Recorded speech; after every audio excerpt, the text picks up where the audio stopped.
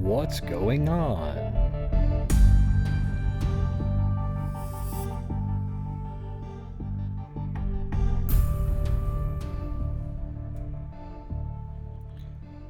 Yep, I got the, well, let me see if I can get that fixed.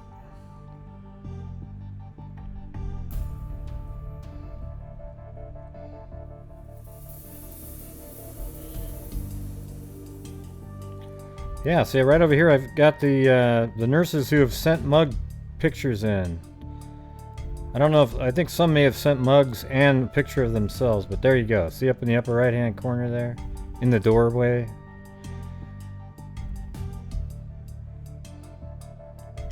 Those are the ones that have sent pictures in so far. Mona. Andrea.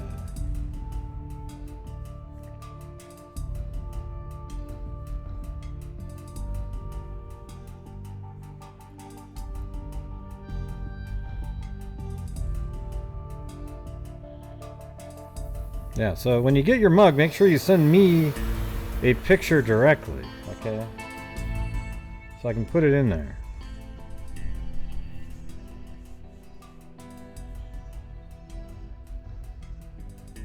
And there's Stephanie too, there you go. So, Andrea, Stephanie, and Mona. I don't know if there's another Stephanie who sent that other one in, I don't remember now.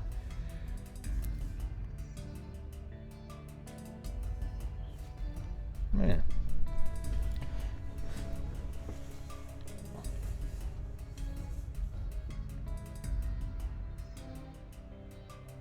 Oh yeah, I made the you know the mug last night we were talking about? Okay, I did it for you guys, okay? So let's make sure we get one this time. I mean, you don't have to, but you know. It's like, oh yeah, make that one, make that one. Okay, so I spent a lot of time making this one. Alright, here we go. So let me show you the one that I made.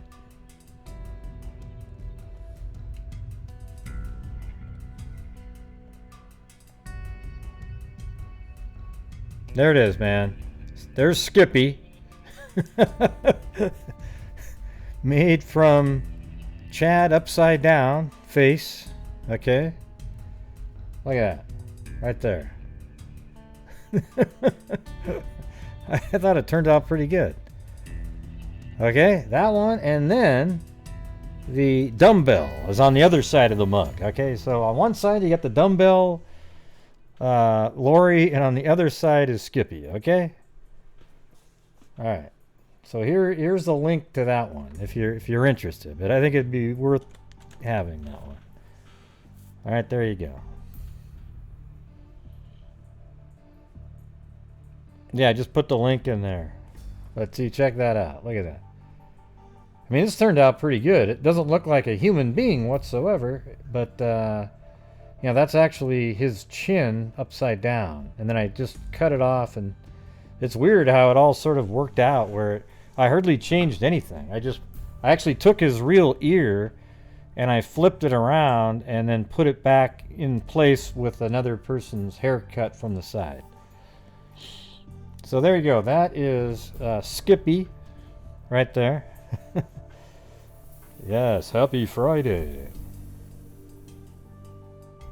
Oh yeah? Well, I got rid of a lot of the... I uploaded again, got rid of all the politics stuff at the end. A lot of people don't like that shit. I don't even like it, to be honest with you. You know? If I had a politics show, I'd love it, but...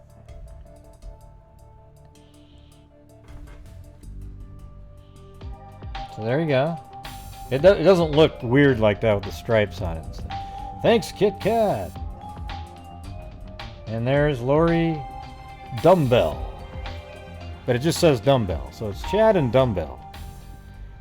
Happy Friday, freaks. It is Friday, right? Lol, winking face with smiling eyes, winking face with smiling eyes, winking face. I've already ordered mine. I got one. I'm kind of looking forward to actually having that one. Because that one's, you know, it's one of a kind. I wonder if I should do that more often with different cases. You know, something kind of goofy like that. Claudia Neubauer.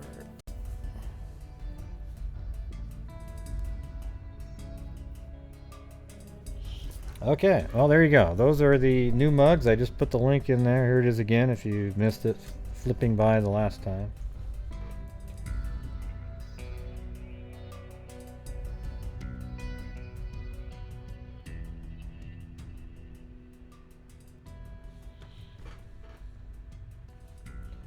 Okay, I'm going to, I'm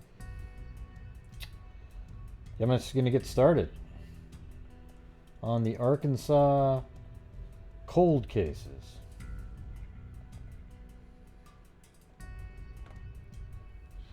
And I'm just going to do them in chronological order. I only have 3 of them. I know there's a bunch more. So we're going to start off with the, let me get Google Earth open here. I haven't looked up any of the map locations. I'm not sure. I really didn't see them describe things that well in the few articles that I was looking at, but we'll see if we can find something.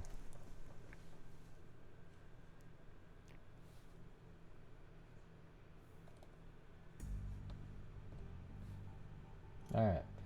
So the first one is it's from 1946, actually, and it's called the Texarkana Phantom Killer.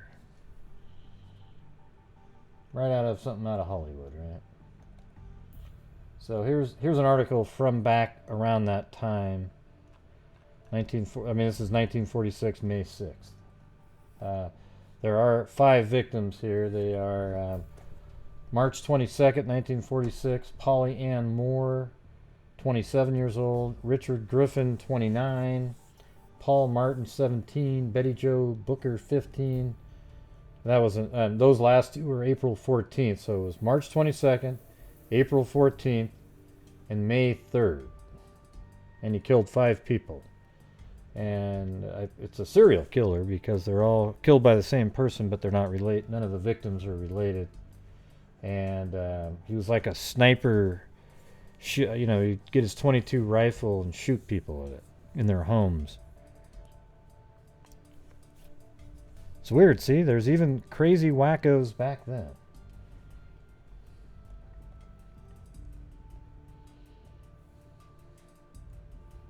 Thank you, Claudia Neubauer.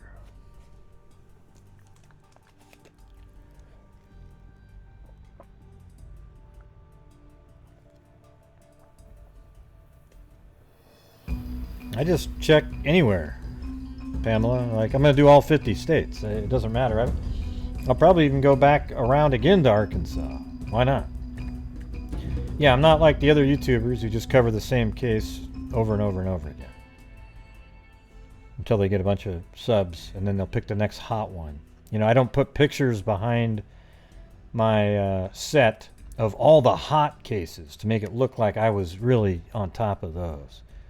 Even though I do those, but I think it's really lame, to put the pictures of victims of the popular cases behind your set to try to impress people. Now you guys find that a little weird? I mean, forget, no other cases, just the big ones.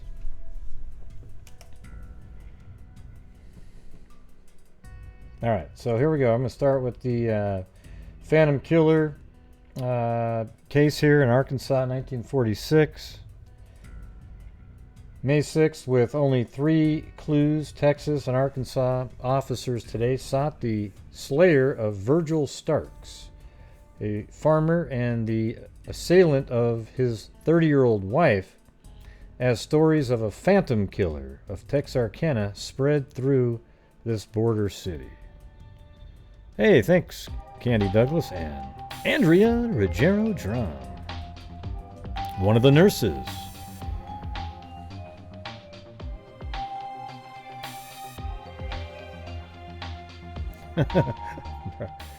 Yeah. Starks was fatally wounded. Oh wait, forever. Hey, thanks, Candy Douglas.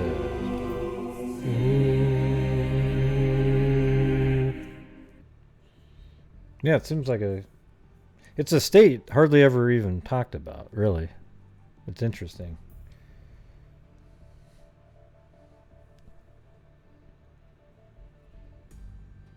Maybe, I don't know if they don't have any professional teams. I know they have, like, the Arkansas Razorbacks, pretty big football team, high college.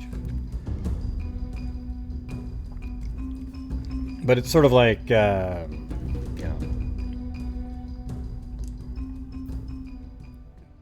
South Boogla, Dakota. boogla, red heart, red heart, red heart, red heart, red heart. Well, thanks, Tracy, and cleaning out the cobwebs.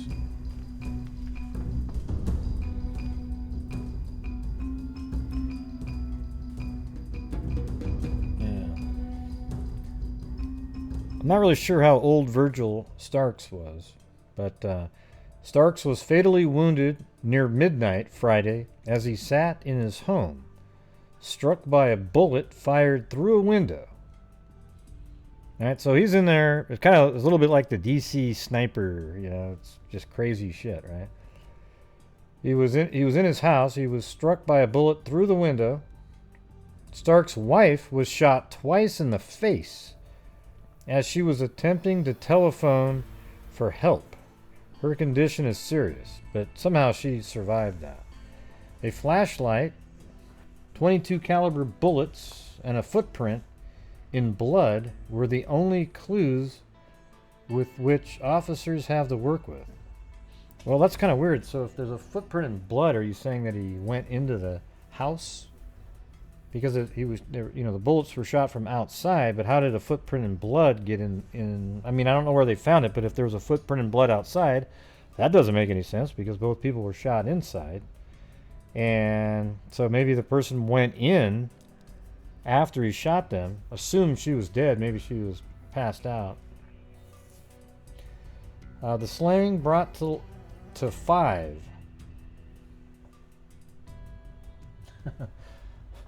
Oh man.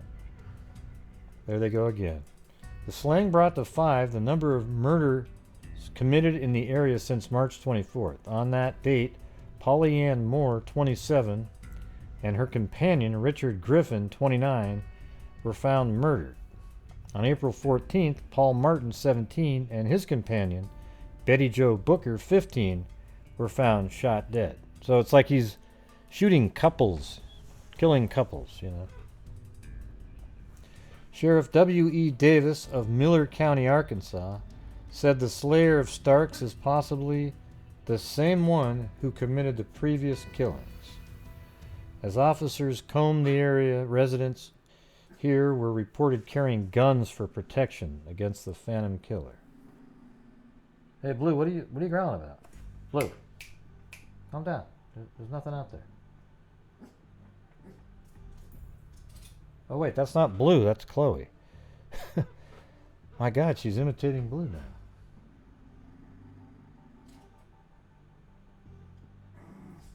That's hilarious. Chloe sounds just like Blue. Did you guys hear that? Wow. Hold on, I got it.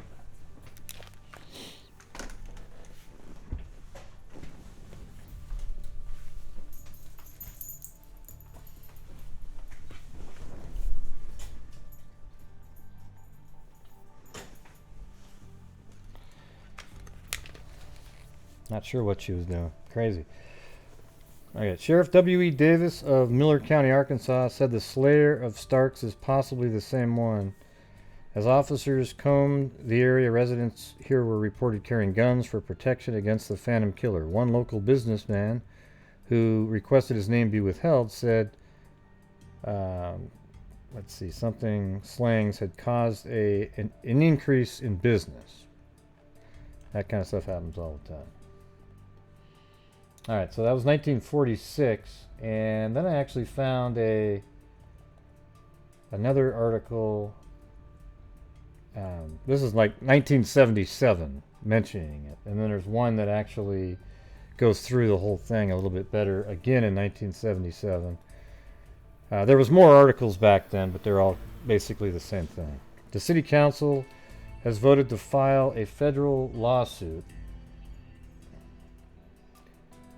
against the, well, let's see. Let me see if I want to go. Let me go through these other ones first, because I actually looked up the Paul Martin and Betty Jo Booker incident. So I have that. There was a movie made about this case, actually. And that's in that last article I was just about to read. But so here's the second double car murder in Texarkana. All right, this is the, let's see. These victims are 17 and 15 years old.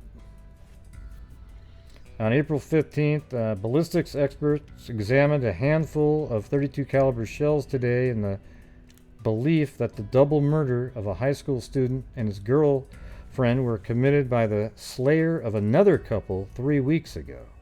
The bodies of Paul Martin, 17, and Betty Hoker, or what is it? Betty Booker is what it's supposed to be, not Hoker. 15 were found near here early yesterday after a high school dance. The Federal Bureau of Investigation, the Texas Rangers, Arkansas State Police, and local police joined in one of the biggest murder investigations in recent Texas history. Police believed the unsolved killings were committed by the slayer of Richard Griffin, 29, and Polly Ann Moore. That was that first couple, March 22nd. And yeah, well, this article says March 24th, but what's weird is they say March 24th, but I actually found an article from March 23rd saying it was the day before. So somebody did something wrong at some point. I don't know if it's the 24th or the 22nd, but I don't know how you could have had an article on the 23rd saying yesterday, if it was the 24th. Young Martin had taken Miss Booker, see here it's saying Hooker, to a dance where she played in a high school band. They last were seen as he drove her from the dance in the car.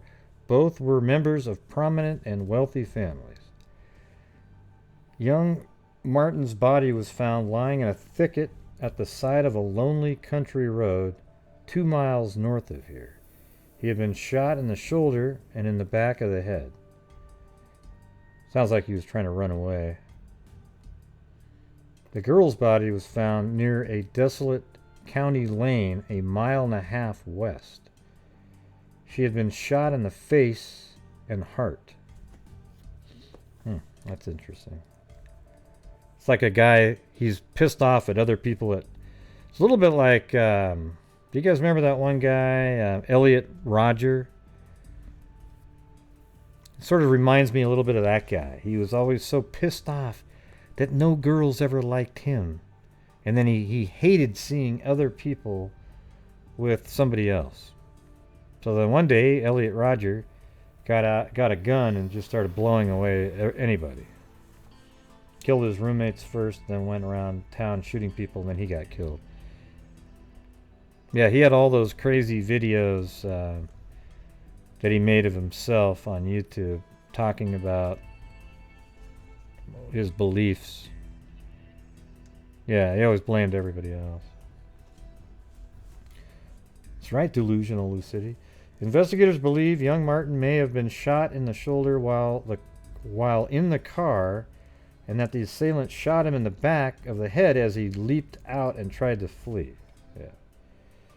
Captain M.T. Gonzalez, head of the Texas Rangers who came here to conduct the investigation, said .32 caliber bullets were used in the slaying of Griffin and Miss Moore. That's the other couple.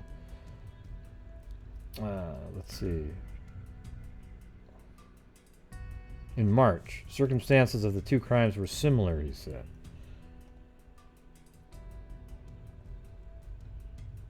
Okay, that article was the 13th, 1946, April 13th.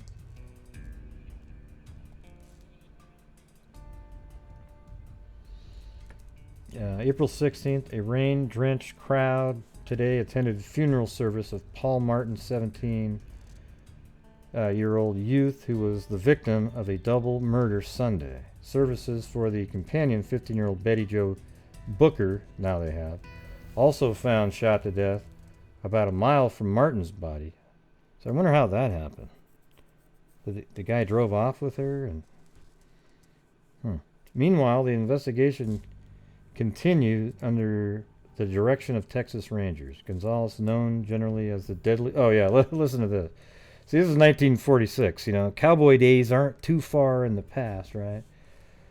So it says, meanwhile, the investigation continued under the direction of Texas Ranger Captain M.T., in quote, you know, Lone Wolf Gonzalez. And reward money now posted total of $1,900. Gonzalez, or Gonzuelos, I don't know, it's hard to read that, known generally as the deadliest man on the draw with either hand in the Southwest, entered the investigation yesterday to help sort out the meager clues in the case. This, what are they trying to do? Like scare the guy? Like, I don't know. It's kind of funny. They bring this guy in. You know, well, he's an investigator. He's a real quick shot too. So you better. Yeah, it's hilarious. The bodies of young Martin and Miss Booker were found found a mile apart on country lanes north of Texarkana. Captain Gonzuelos and Sheriff W.H. Presley of Bull County, Texas. Examination of the Martin's body indicated that he put up a terrific struggle before succumbing to 4 bullet wounds. 4 bullet wounds, wow. 2 shots ended the girl's life. So he got shot 4 times. All right, William, cool. Appreciate it. Yeah. Mug has been ordered and on its way away. Too funny. Yeah, should be pretty funny to have one of those.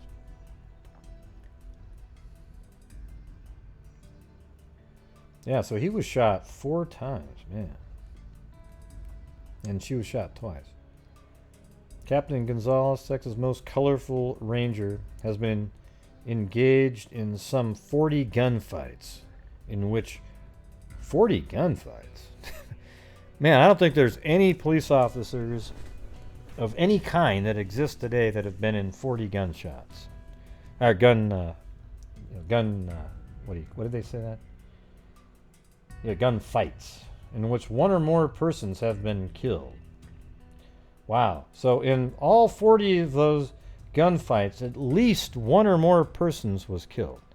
Yeah, don't you think that's just total bullshit right there? They're just trying to pump him up like he's some...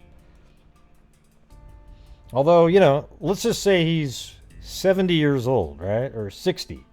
Well, hell, you know, 1903, you would have been 20-something. And you're not too far out of cowboy days at that point.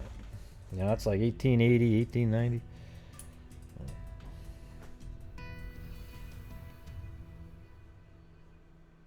Yeah, it's pretty crazy though, right? Sunday's double killing is the second of its kind in Texarkana area within the past 3 weeks. Okay, now there's one more article the next day on this one. Yes, they got a reward there, and then I found one on the other couple at Texarkana robbed and slain. See, this is the first story right now. This one. So this is the story of Pollyann Moore and Richard Griffin. It's really short. Let's see. Texarkana, March 25th. Bowie County, Texas Sheriff W.H. Presley today continued an investigation into the fatal shooting of a young couple. See, at this time it was just maybe a robber, and wasn't as nefarious. I mean, it's always going to be horrible, but after 3 incidents, now you're looking at a serial killer, but they weren't even close to naming somebody a serial killer back then. They didn't use that term. They didn't even have the word sequence killing. It was just, usually said something like, he's a maniac, you know.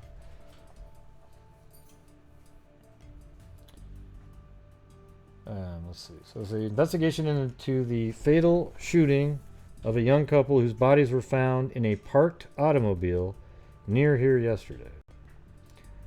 Presley identified the two as Richard L. Griffin, 29, a discharged CB, And Pollyann Moore, 17. I don't think that's right. Yeah, Pollyann Moore is 27, not 17. Both, a lot of errors in these articles back then. Amazing. Both of Texarkana. Each had been shot once in the back of the head, and pockets of Griffin's clothing had been turned inside out, indicating he had been robbed. Presley said there was blood on the automobile running board and on the ground nearby. Miss Moore, a graduate of the Atlanta, Texas High School, had been employed at the Red River Arsenal here. Her mother lives at Cornett, Texas. Okay. Now we're going to 1977.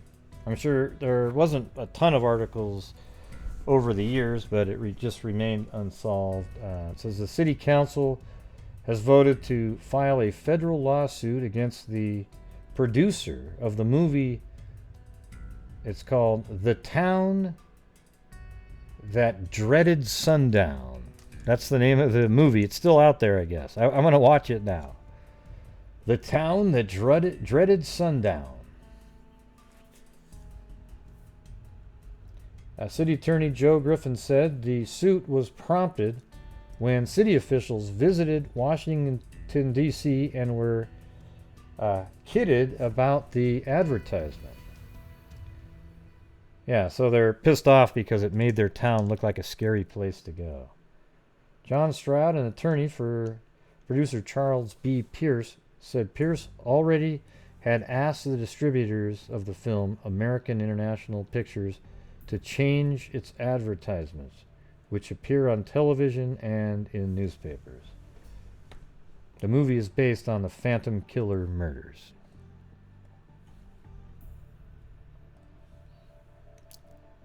Yeah, I don't think notifications went out too much on tonight's show because when I first loaded it up, I had it set to private, and then I switched it over to public, but I'm not sure how Google handles something like that.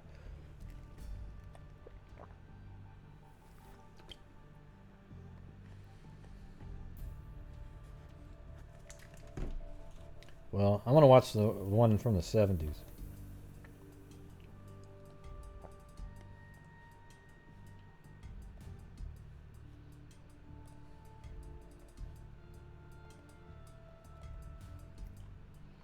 Okay, so this is from 1977 also.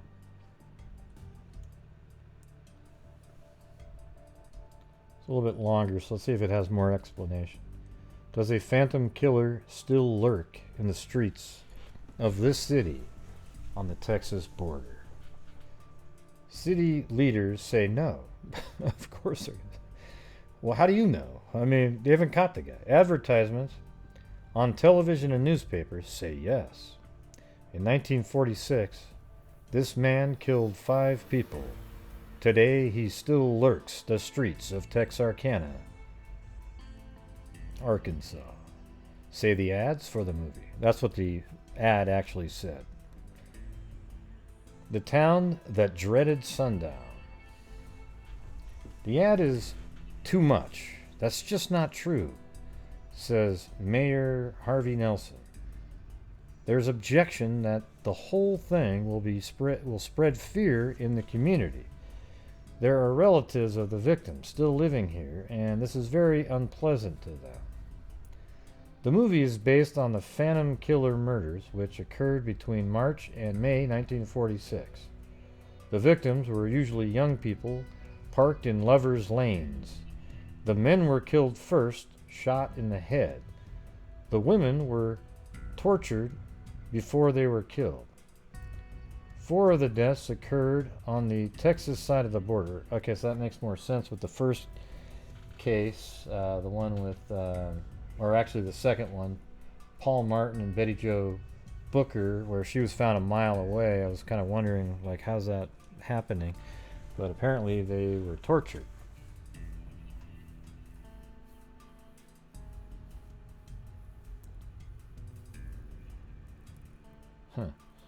And then it says 4 of the deaths occurred on the Texas side of the border, 1 in Arkansas, City leaders complained that the ads single out the Arkansas city. The murders were never solved. The killer never punished. Yeah, maybe I'll check the Texas paper. I was just looking at Arkansas. The fellow they thought but couldn't prove was the Phantom was sent to prison in Leavenworth, Kansas. So they thought this guy was a killer, but he went to prison for something else. Executive editor of the Texarkana Gazette. It is absurd to say the Phantom is still at large. It scares the children. Well, you don't have anybody convicted of it, so how do you know he's not? Nothing like the panic that occurred in 1946 has been sparked by the movie. No one is going around locking their doors, afraid to come out like they did back then. Wood added, people have lived through so many Phantom stories, they're not upset anymore, except the kids. Nelson said he hasn't and won't go to the R-rated movie, which has been playing in town for nearly a month. I wouldn't be interested. I lived through it. I like things that are amusing. This isn't amusing. Man, what a bunch of crybabies. I mean, it's a freaking movie, all right? But, you know, that's 1946.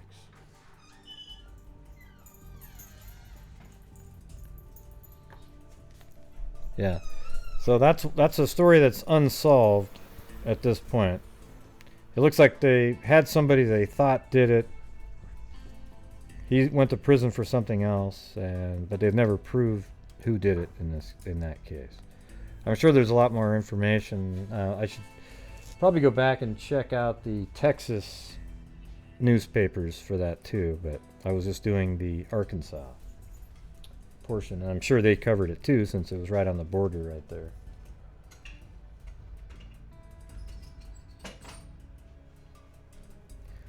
All right, now I'm moving on to the next one.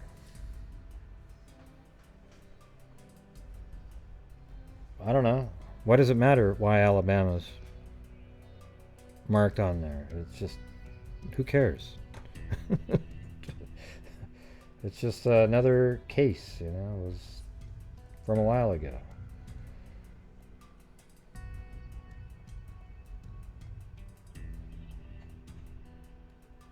Yeah, see?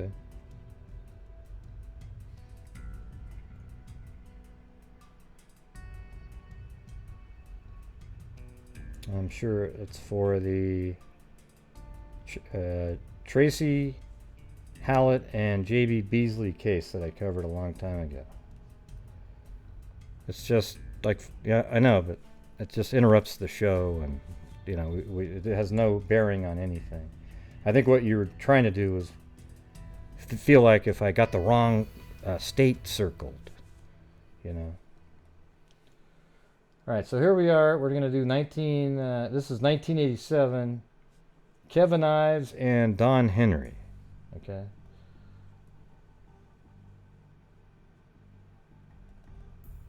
So this is kind of a weird one. It's two guys on a railroad track.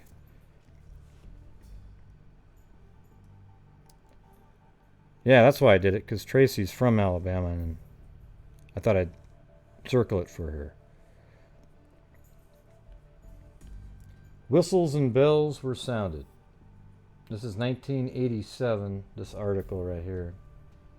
It happened on August 23rd, 1987. This article is from the 26th.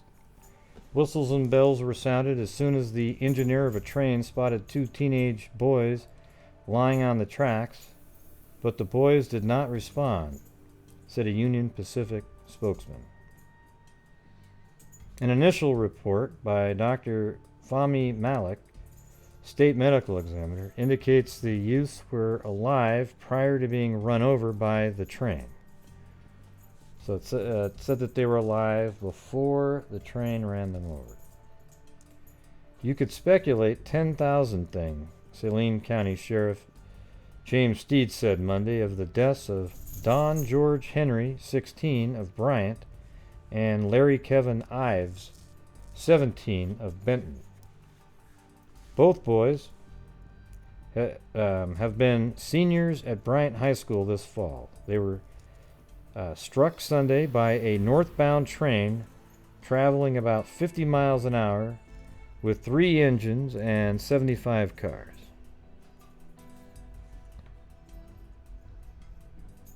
But hey, Marion, it doesn't. I'm not. It's no big deal. I was just saying. You know, I was just explaining to you why the state was being circled. Okay, I just wasn't sure why it needed to be asked. Yeah. So they were struck Sunday by a northbound train traveling about 50 miles an hour with 3 engines and 75 cars. Malik said he would not release other findings from the autopsies until more tests were conducted. Malik's tests are to include routine checks for drugs or alcohol. There was no indication of foul play, Steed said, and no note or other indication that the deaths might have been suicide. I mean, the first thing you think of is it could be a suicide. You know, you have 2 guys on the track lying down. That's what comes to mind. They were lying within and parallel to the rails with their legs over the rails. Ew, yikes. As soon as the engineer saw them, the train was placed in an emergency. Whistles were sounded, bells were sounded, but there was no movement from the victims. A Union Pacific spokesman at St. Louis said. The spokesman did not know how far the train was from the victims when the engineer spotted them. There was just no movement from the victims when the whistles and bells were sounded, the spokesman said. The train crew was completely helpless. Early Sunday, the boys told their parents they were going to go rabbit hunting. The deaths occurred about 4:30 a.m. Chuck Talent, an investigator with Saline County Sheriff's Office, who was once the top gun in the... I'm just kidding. They didn't do that in 1987, just 40 years prior. Chuck Talent, an investigator with the Saline County Sheriff's Office, said a .22 caliber rifle had flashlight apparently were on the tracks between the 2 boys. Okay, then that was August 26, 1987. Then, then there was an issue because I think they said that the death was a suicide first.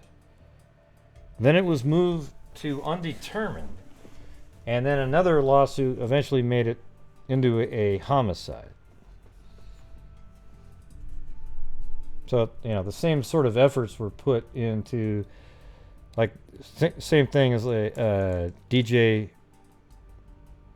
Ficky and, so many other cases where you're trying to get something that's not correct put into, an official document so that police take it a little bit more seriously. Hey, Marion, do you mind if I just go over the story, though, without you sort of filling in what you knew about it and stuff like that? That's one of the things I'm talking about. I just want to... I don't like when people... it's bizarre, It's like I just want to go over the story, and then we can all learn together at the same time. So even if you've already heard this story, I've seen it out there. I didn't know it was out there. I just found it, and then I saw that there's been a podcast and other shows on it and so forth like that. But when I'm doing it, it just sort of takes away when the chat's already telling the story. I guess is what I've said probably 1,000 times when I do the show.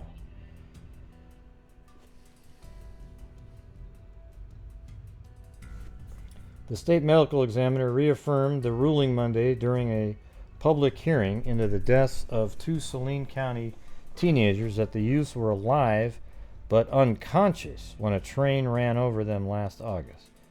Dr. Fanny Malik's testimony came on the third and final day of a public hearing prompted by criticism from the boys' parents of the official finding that the teenagers were in a marijuana-induced sleep when struck by the train. I mean, that never actually happens.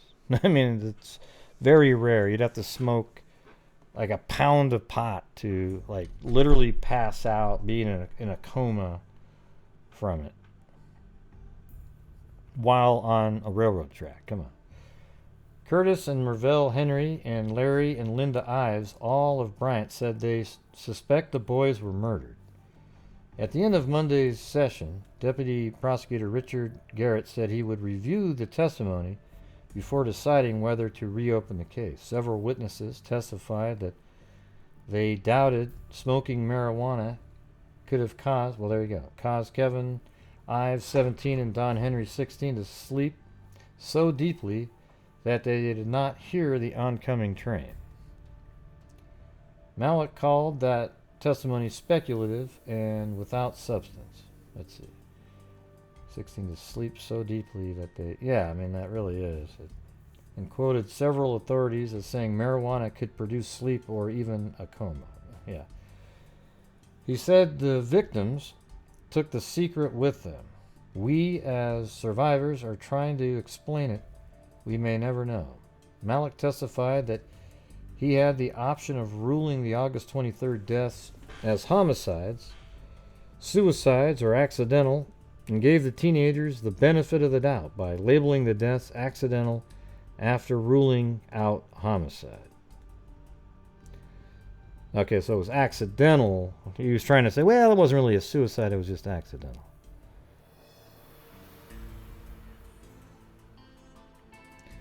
Saline County Sheriff's Office investigators told him there was evidence of suicide and autopsies showed no suspicious wounds on... Are you from there, Marion? Are you actually from Arkansas?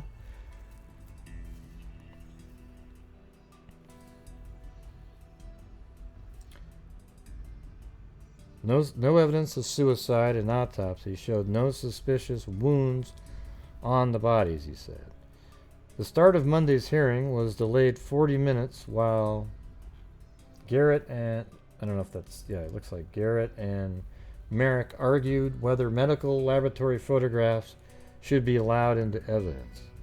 These families have been through enough, Garrett said, and removed the poster boards bearing the photographs from the courtroom.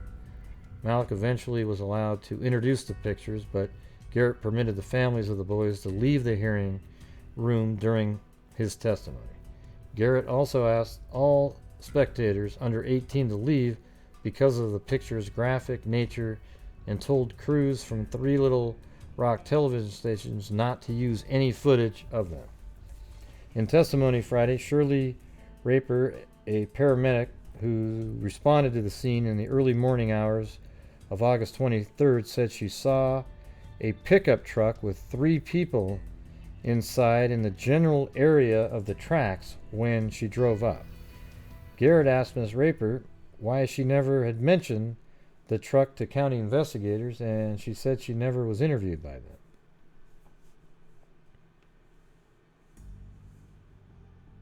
Oh yeah? Yeah, cool. No one asked me or anything till last week, she said. I figured, I mean, that's kind of lame, right? So it just shows they just went, oh yeah, suicide, forget it. The men were identified Monday by Alexander Fire Chief Tommy Madison as volunteer firemen Gary Pullman and Alan Smith, who were attempting to assist authorities. Also Friday, friends of the boys said Henry and Ives had a gun and marijuana with them the night they were killed. Dwayne Biggs said Ives showed him a pistol while they were all in Henry's car, and Mike Seaman testified that each boy had a small bag of marijuana with him. A pistol was not found at the scene.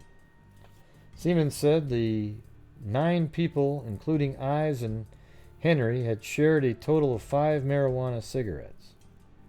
The engineer of the train that struck the 2 boys testified Thursday that he believed from the very beginning that something was not quite right with this.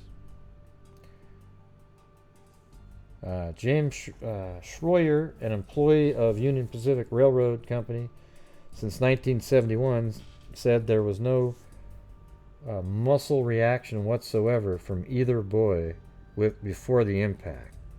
Like they just were totally still, limp, basically. After the decision came along that indicated intoxication, it increased my concern. I'm sure they were able to determine that they were alive based on blood spatter, spurting out. If they were laying across the tracks with legs over, that means their legs were cut off, I would imagine. And if they were dead, blood just would have merely sort of oozed out a little bit. However, if they were alive, it would have spurted out and been quite a ways away from where the legs were cut at the track.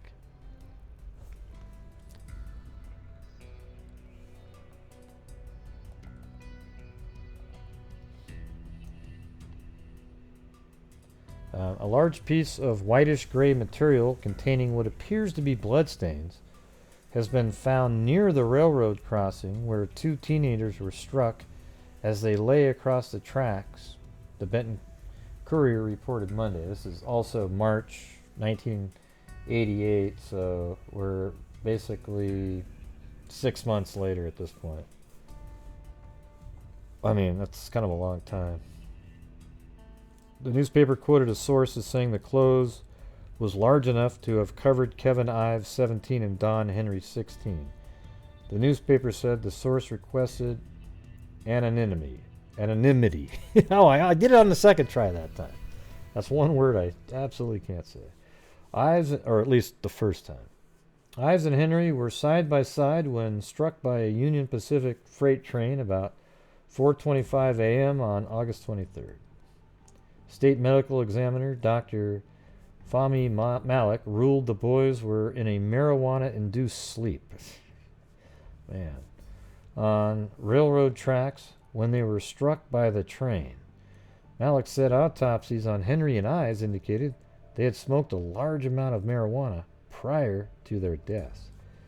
The parents of the two boys questioned the ruling, and Deputy Prosecutor Richard Garrett recently conducted a 3-day hearing into the deaths. During the hearing, train crew members said the boys had been partially covered with what appeared to be a pale green tarp. Oh, that's interesting. So maybe the train, after running over them, picked up the tarp and then it was deposited further down the tracks.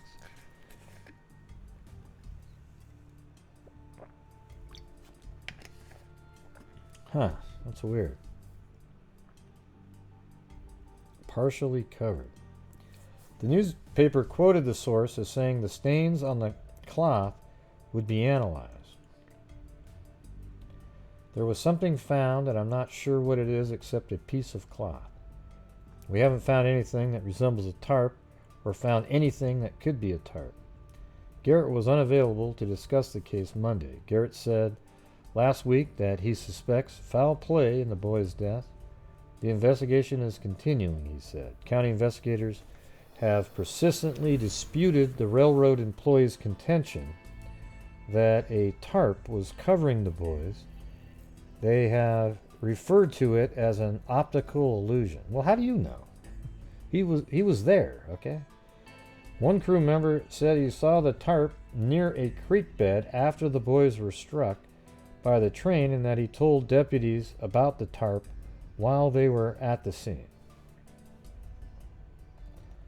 Okay, so then about 3 months later, there we go. So this is pretty cool. Grand jury says teenager's death should be investigated as homicides. A grand jury investigating the deaths of two teenagers run over by a freight train said Wednesday that the deaths were probably homicides and should be investigated by the state police and the FBI. The state medical examiner, Dr. Fahmy Malik, had ruled the August 23rd deaths of Kevin Ives, 17, and Don Henry, 16, as accidental, after first maybe saying it was a suicide. The boys were struck by a Union Pacific train As they lay on the tracks near Alexander, Malik said the boys had fallen asleep on the tracks after smoking marijuana. The grand jury investigation had been sought by the boys' family, who were dissatisfied with Malik's ruling. The report also mentioned a 1985 case from Missouri where 2 boys were run over by a train, and a 1984 Oklahoma case where 2 men were run over by a train, and recommended the FBI investigate those deaths as well. The fact that these deaths were probably the result of homicide, coupled with the fact that the 2 other similar occurrences exist within a 300-mile radius, wherein 2 young white males were passed over by a train with no indication that they made any movement prior to impact, demand that these cases be investigated. The crew of the train which struck the boys testified at a hearing that the train approached with the horns blaring. Witnesses at the hearing testified the boys had smoked marijuana with friends that night before they died, had a gun and a bottle of whiskey in their car, and had planned to spend the night together, hunting deer with spotlights near the railroad tracks. The grand jury report quoted Atlanta pathologist Dr. Joe Burton, who was hired by the county, who last month performed autopsies on the exhumed bodies of Ives and Henry, as saying the Malik examination of the boys were consistent in their form and content with what might be expected from a medical examiner who was asking to examine the remains of 2 individuals who allegedly have died by accidental means. Let's see. We feel strongly that the death should be aggressively and promptly investigated, the jurors said. The panel also said it would remain in session and would meet the 3rd Monday of each month to receive reports, hear witnesses, and issue additional reports as necessary. That's interesting. So this is the grand jury. They would meet every 3rd, what do they say, Thursday? 3rd Monday of each month, and get updates. Man, that'd be cool to be on that. They just asked general questions, what kind of boy Kevin was, that sort of thing, Larry Ives said. The report was not discussed with the parents when they testified. Okay, I think this is all part of this other story over here. No, actually, that's related. Let's see. The jury, which was impaneled April 27th, heard 29 witnesses. Newton County Sheriff Mark Bridges in Missouri said 2 rural Newton County boys were killed before dawn on August 20th, 1985. That's weird, because this is August 23rd, 1987.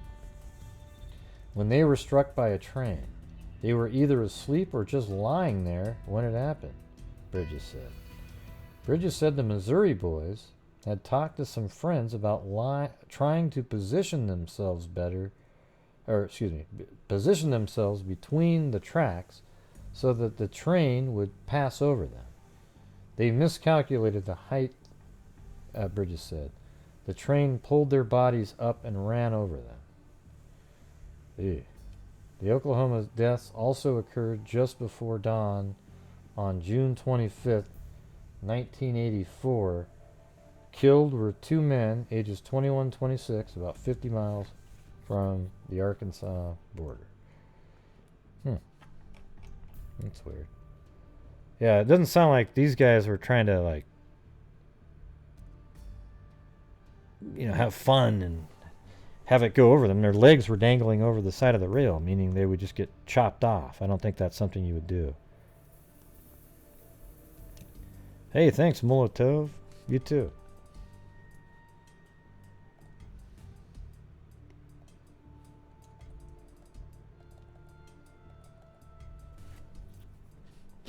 Okay, this is July 7th, so a month and a half later, let's say, police arrest fourth grand jury witness. So they've been arresting different people that the grand jury interviewed.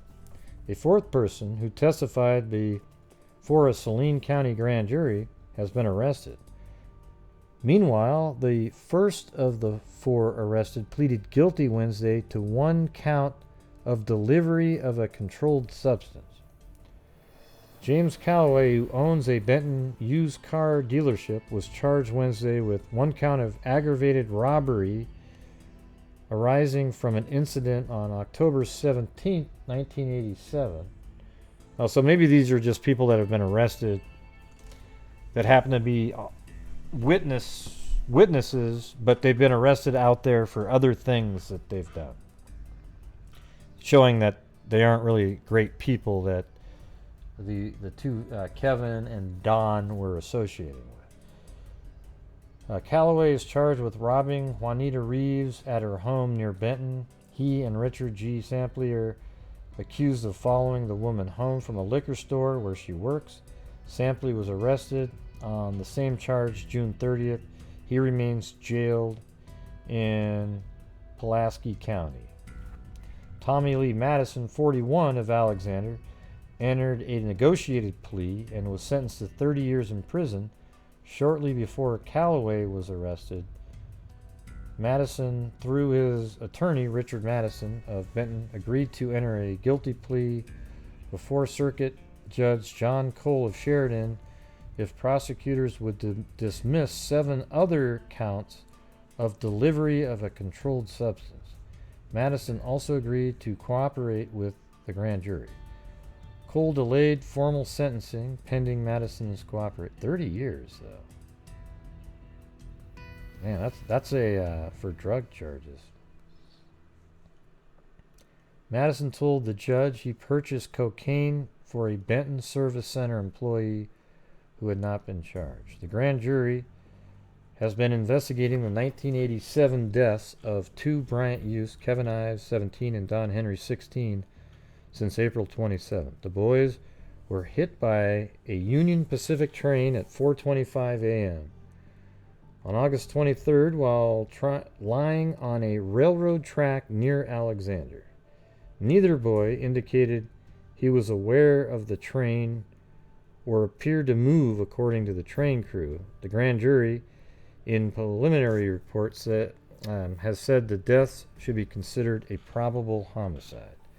Madison, who was at the scene, unsuccessfully attempted to show a Saline Memorial Hospital ambulance driver an alternate route to the boys' bodies. The investigation has also resulted in the arrest of Ken Cook, 32, of Little Rock. He was charged June 28th with 3 counts of delivery of a controlled substance, cocaine. He allegedly delivered an unspecified quantity of cocaine to Madison between January. So they're, it sounds like they're arresting people and trying to lean on them a little bit. When asked if the grand jury is using the arrest to arrest to pressure the 4 witnesses into providing information about the deaths of Henry and Ives, Special Prosecutor Dan Harmon refused to comment. We will not ignore any criminal activities that come to our attention. Sort of like what the FBI does, They're looking into something, and through their investigation and looking into something, they just uncover other things that that person shouldn't do, and then, bring them up on those charges. Okay. So that was the 7th. The grand jury gets an FBI report. This is on the 15th.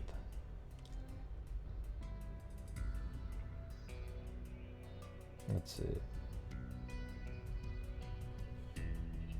Benton Police Chief Rick Elmendorf was called to testify before the panel Wednesday and reports overheard a telephone conversation with which Deputy Prosecutor Richard Garrett told Elmendorf to bring the FBI report with him. I wonder what it says. The grand jury decided not to meet Thursday because of a difficulty in serving some subpoenas.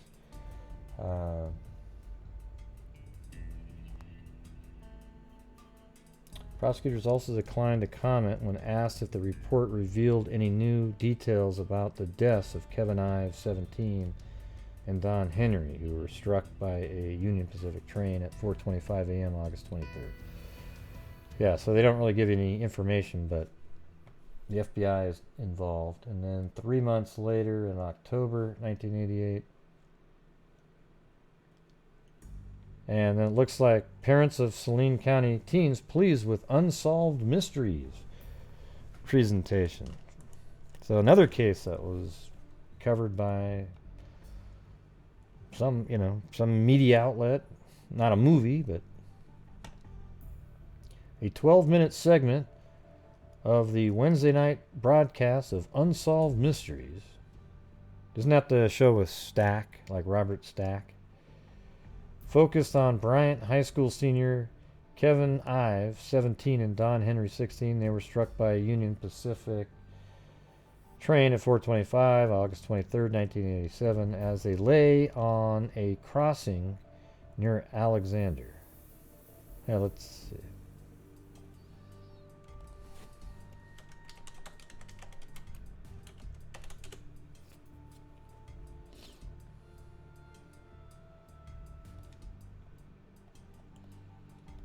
Yeah, there's train tracks right there.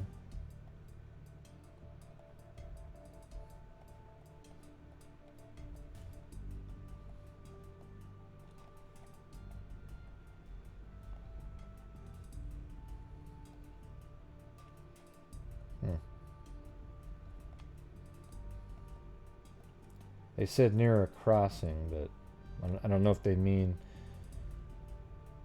what they actually mean by that, you know.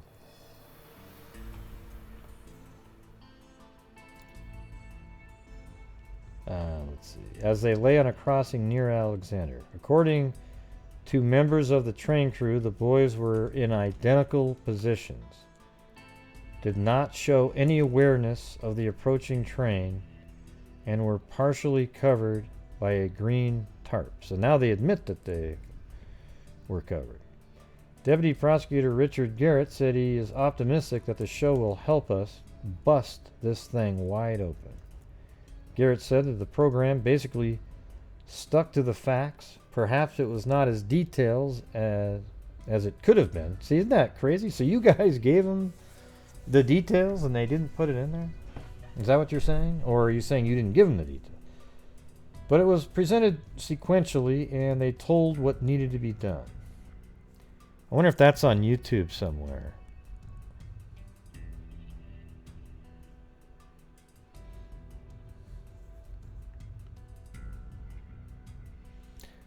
Anybody else are you guys packing on your pounds during this?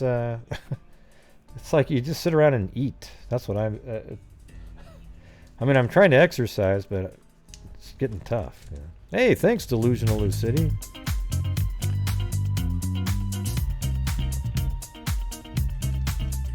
Yeah. Yeehaw! Good old Arkansas, where a meth head of 20 years can be elected mayor. Yeehaw. I'm thinking of just buying a conveyor belt that has food on it and just have my mouth as a tunnel.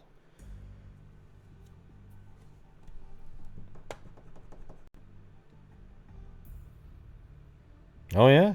Well, good job. You must not have been able to go out and get some food, Susanna.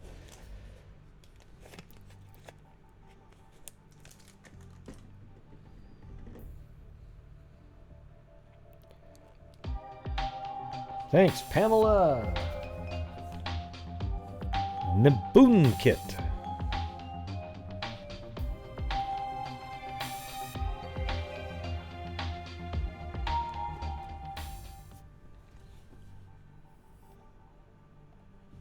Let's see.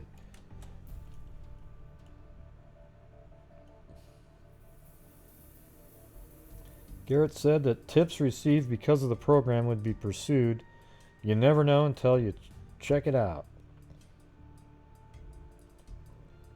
Prosecutor said he was somewhat skeptical about the deaths being featured on the program at first, but they did a good job without exploiting it, Herman said.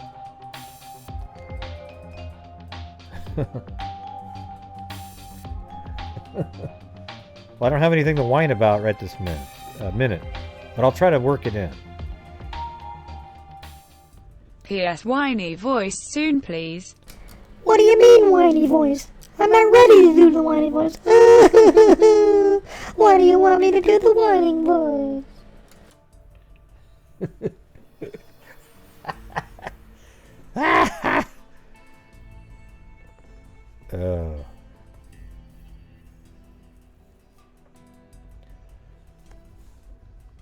Linda Ives, mother of Kevin Ives, said she liked the way the show was handled. I thought they put it together well, she said. They stayed with the facts in as much as they knew them. She said it was difficult for her to watch the program, and she had considered taping it for viewing.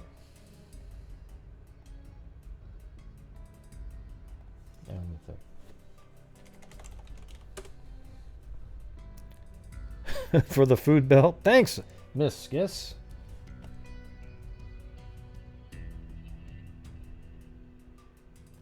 We got to do whatever Susanna was doing.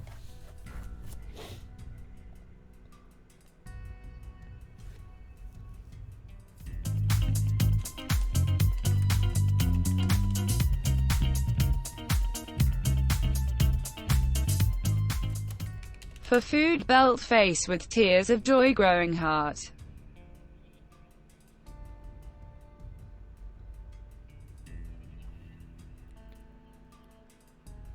I'm trying to see if I can find that. It does have the 1988 episode. Let's see, what would that, something in there would be,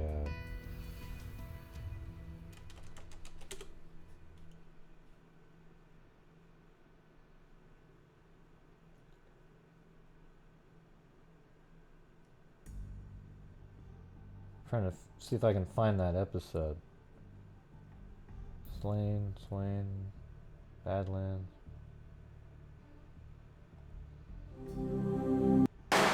Day after wagon arrive at the park night. Delicate picture. Man, I gotta go back and watch some of those Unsolved Mysteries. Those are good.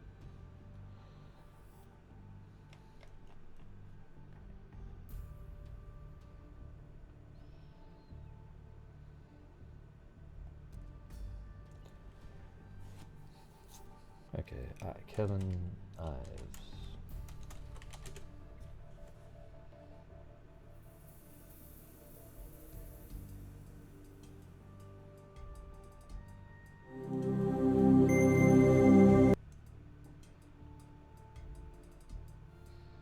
Have you guys been able to find that episode? I know it's out there.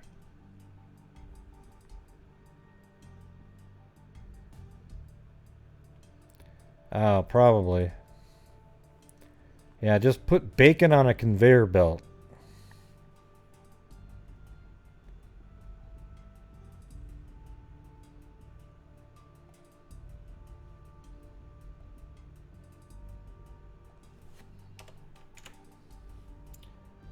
See, a 12-minute segment of the Wednesday night broadcast. So this would have been, this is Friday, so it would have been October 12th, 1988. Come on, where is this thing? Oh, that one was October 26th.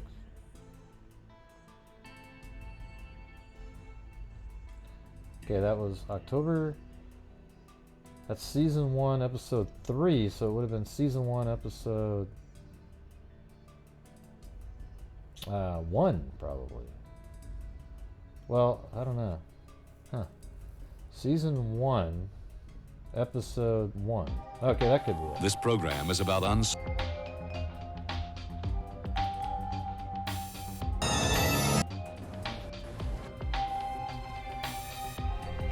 Thank you, Andrea Ruggiero Drum.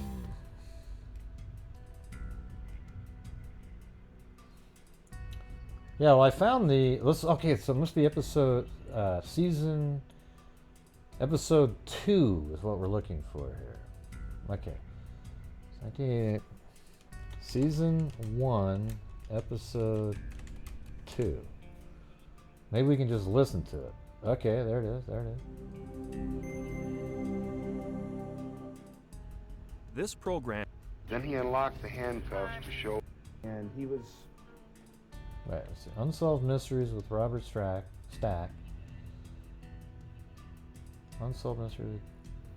Oh, so. Huh. Well, I don't know.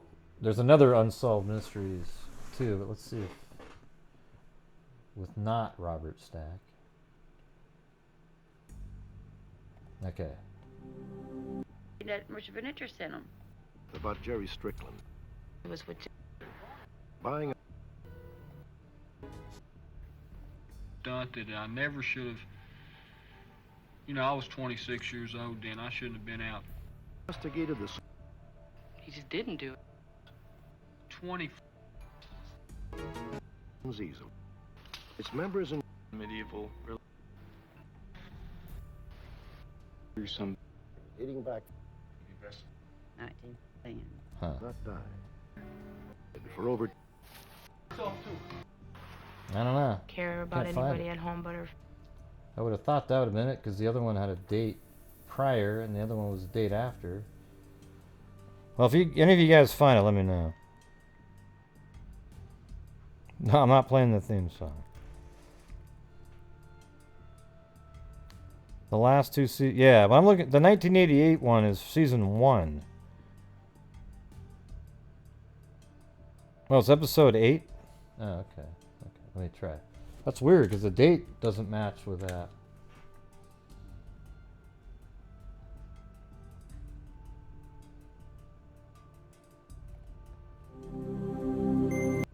investigation of this case is And he had thrown her around.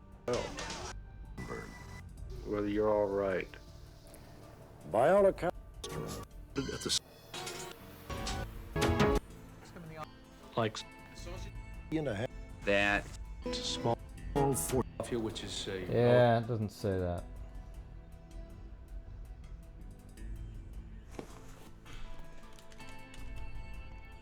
Yeah, it was in 1988, but it's not there. Episode 8 didn't have it.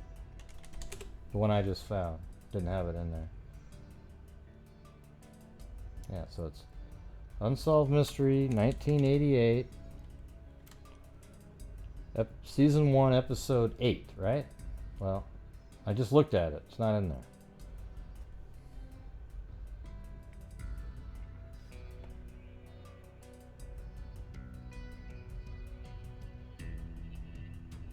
I don't know what you're talking about, human animal. I have no idea what you're talking about.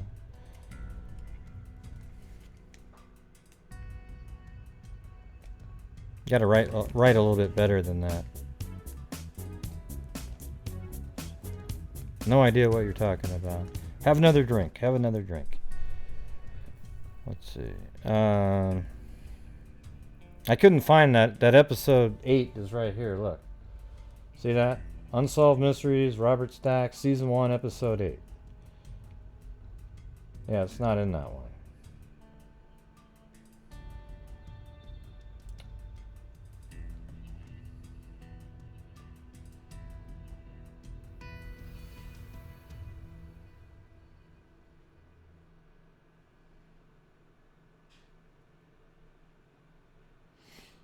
Well, I think it's fun talking about these cases. I'd like to just listen to the Robert Stack part though, but I can't find any of it. Christy Well. She was working with both of Mark some in the restaurant's parking lot. A quiet Richmond is a liar. He had a great because voice He for never that. did. Never told us that. Not me. Never told me that. Well, that's not the right one, no, Susanna. I'm looking at it right now. Then either I failed in my job to tell her that, or, like a lot of people, they didn't want to hear it. Eugene Richmond never told me that my mother.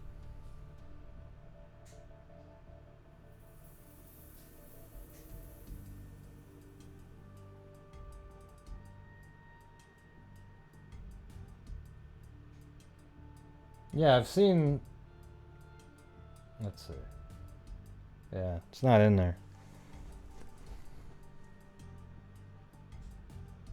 Now that I see that you got that from a post, but it's not on YouTube listed that way. I just looked at episode 8 and it's not in there.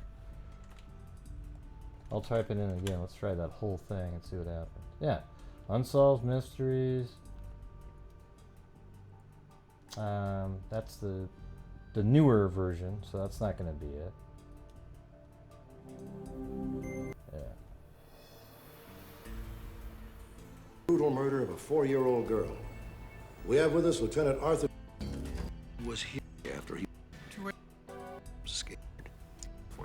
Yes, I'd say you're This is Lorraine crazy. Ron. It's not there. And Not over. The authorities learned See, that look, Stephen look, Cox. look. See this right here? Unsolved Mysteries, Season 1, Episode 8, full. Okay? It's not in there. Okay, it's Episode 5 then. Okay. Is that what you're saying? Jesus.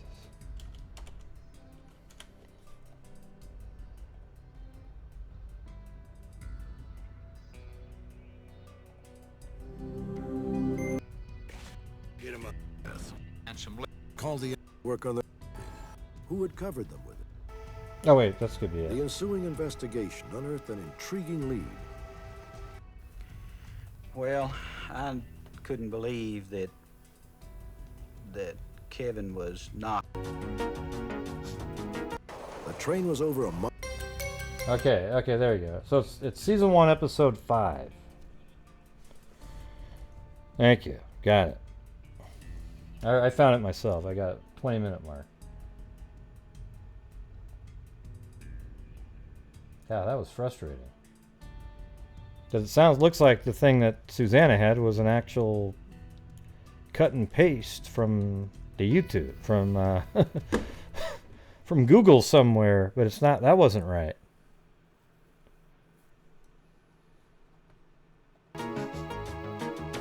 But if you find anything, come on, Robert Stack's voice, man. Okay, listen to la la la la la la la la. In the pre-dawn hours of August 23rd, 1987, a 75-car, 6,000-ton cargo train made its regular night run to Little Rock, Arkansas. The train was over a mile long and was traveling at a speed of 52 miles per hour. So far, the run had been clear sailing as engineer Stephen Schroyer approached the small town of Bryant, Arkansas.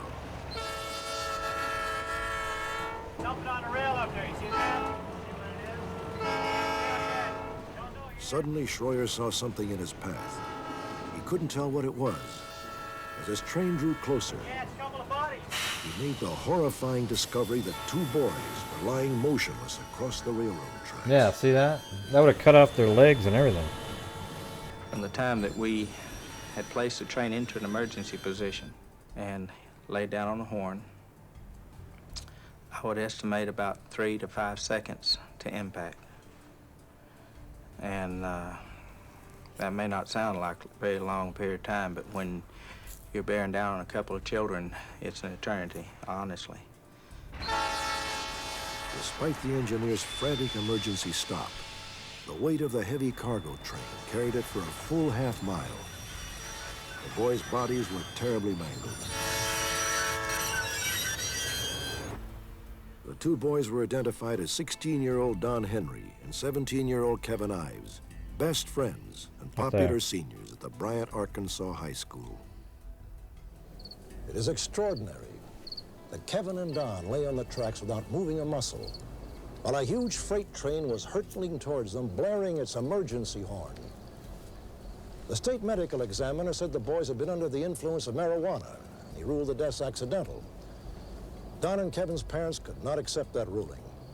They began a crusade to find out what really happened and to salvage the reputation of their sons. Well, I couldn't believe that Kevin was That's knocked Ives' out on dad. marijuana or into any kind of heavy drugs, anything like that, because I was home a lot during the day when Kevin come in from school, and Linda was here at nights, and we'd never seen him in a state that he even act like he was, you know, spaced out or however you want to phrase it.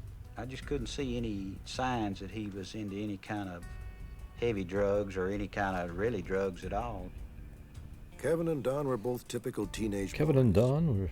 They loved to work on their I cars. gotta learn how to talk they like loved him. to hunt. Don was a natural comedian, and Kevin was his best audience. Most weekends, the two double dated. However, on the night of Saturday, August 22nd, 1987, Kevin and Don met a group of friends on the outskirts of Little Rock at a favorite gathering place for the local teenagers. So they met up with a bunch of kids. The two boys left around midnight to go back to Don's house. Kevin waited on the porch while Don went inside to talk to his father. And he came in approximately 12:15. Came to the bedroom, and told me where he was going and everything, you know. I told him just be careful, and he took one of my spotlights with him, took his 22, and we talked for approximately 15 minutes before he left. You ready?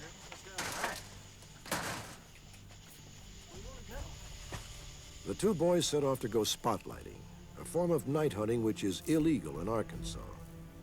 One of them would shine a light in the animal's eyes, transfixing the prey while the other fired. Spotlighting was a fairly widespread activity among the local boys. So far, Kevin and Don had avoided being caught. That night, the boys chose their usual hunting ground, along the railroad tracks that ran behind Don's house. I never was even concerned, you know, worried about him when he was in the woods, hunting. Because I never realized you could get in trouble hunting. It was almost 1 o'clock in the morning.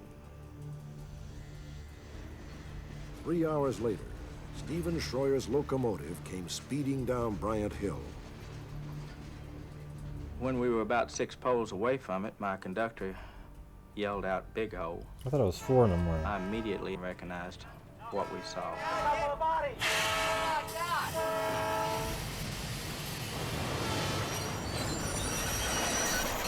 What is that?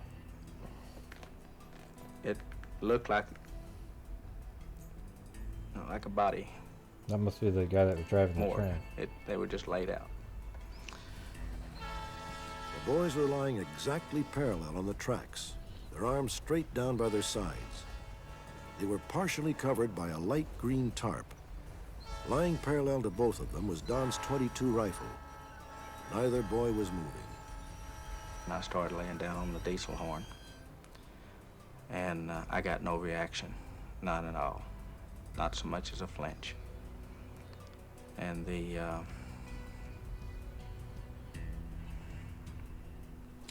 we just passed over. What had caused the two boys to lie side by side on the railroad tracks? The state medical examiner concluded they had smoked the equivalent of 20 marijuana cigarettes.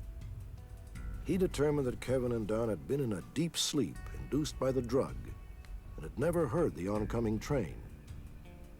But He they ruled laid their across death the an tracks? accident. Don and Kevin's parents would not accept the medical examiner's conclusion. If they were that stoned, how did they lay down in identical positions? No, there you go. That's what I'm saying. That was my immediate reaction to his ruling. We checked the train and it was 98 decibels, which is equal to a jackhammer and air compressor running. I don't think that no one can sleep through that kind of noise. And another thing too, my son's gun, it was laying on gravel. I know my son too well. He would not lay it on gravel. He wouldn't take a chance on the wood getting scratched.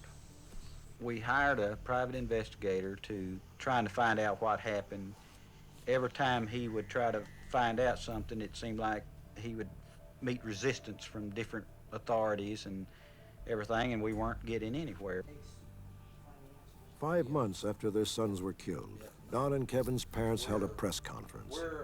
They hoped to force the authorities to reopen the investigation. Would you like to give up your son and everybody think they was smoked up and laid down, passed out?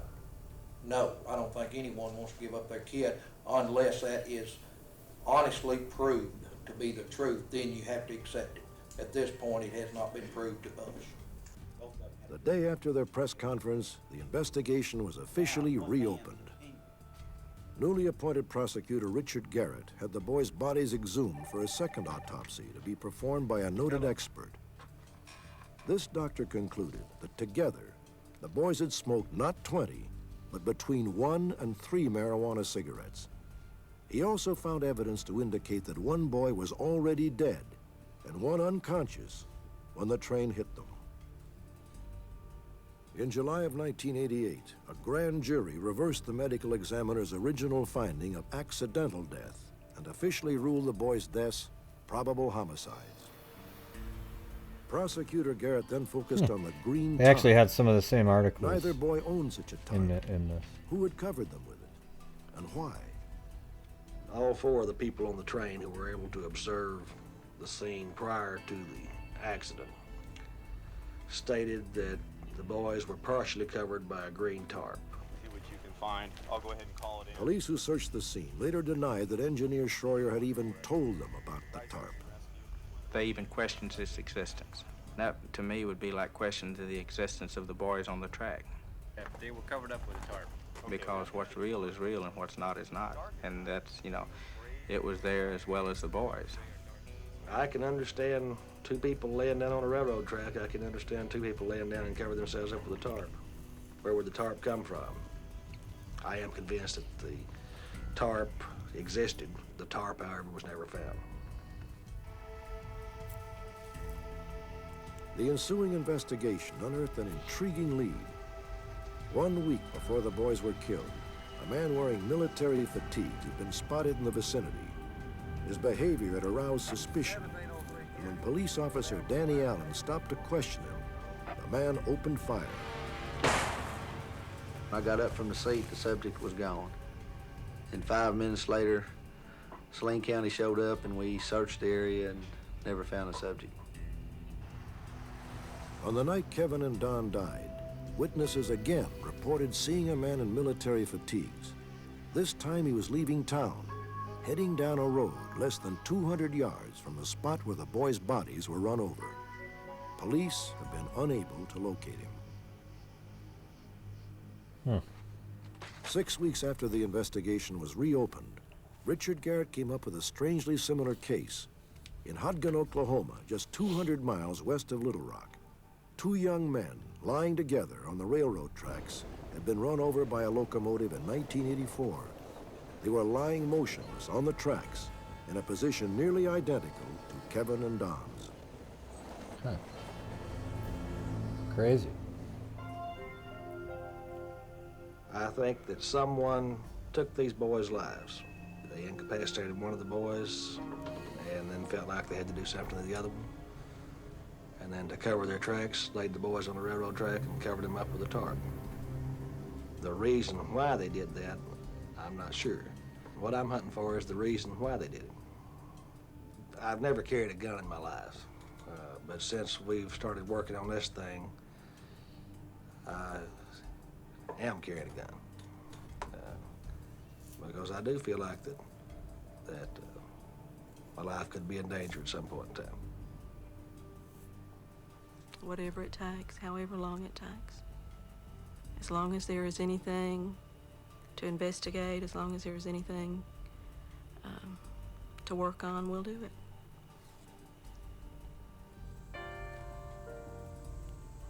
Hundreds of times I've been out there day and night just trying to get it in my mind of what could have happened or what did happen. I've been out there at night to see how far you can see the train, how far you can hear the train, how loud is the train.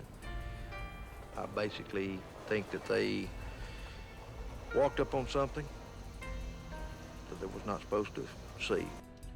Yeah.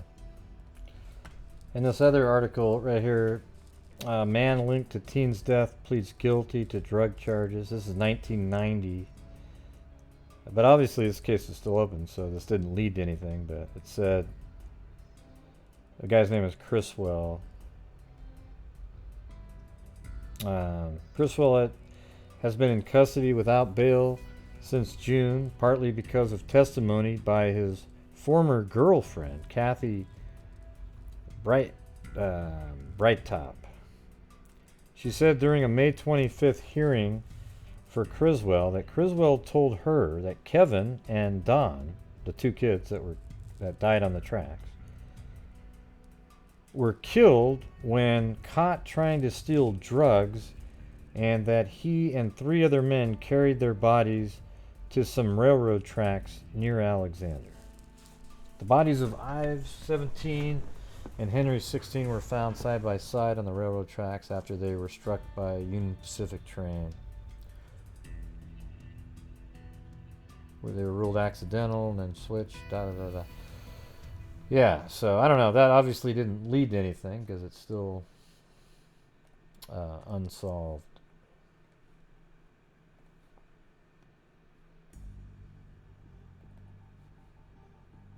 Let's see what it says in Wikipedia here.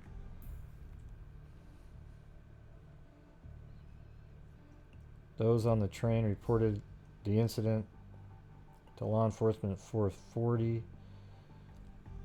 So it was about 4 in the morning, I guess, when it happened.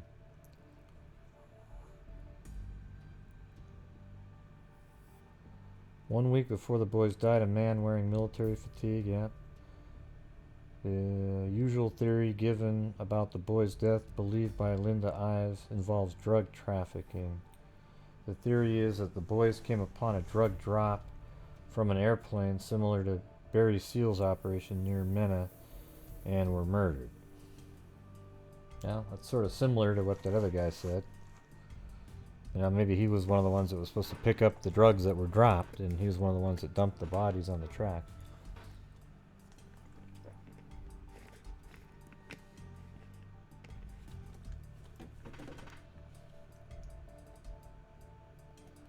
Oh yeah, now this was something that came out in February 2018 that I found.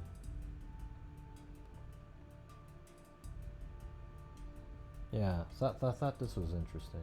Let me see what this was. Hold on. Okay, that was a Reddit. These links are in the description, by the way, so you can check them out later if you want. Over 30 years after the murder of Kevin Ives and Don Henry, a former professional wrestler has come forward and claimed he witnessed their deaths.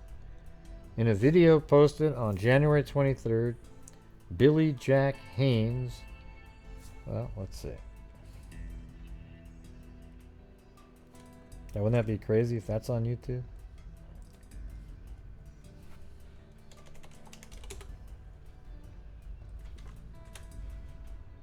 Now there is Billy Jack Haynes.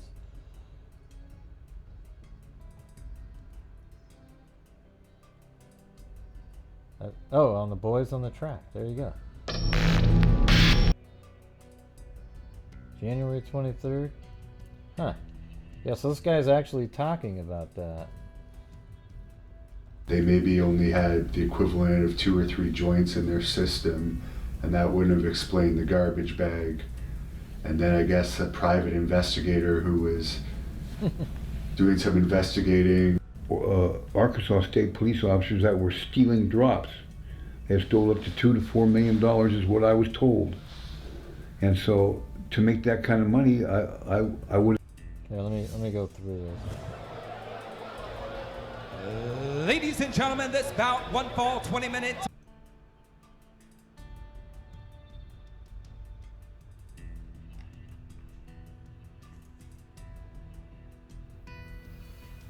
Make that kind of money, I would have done it. I did it.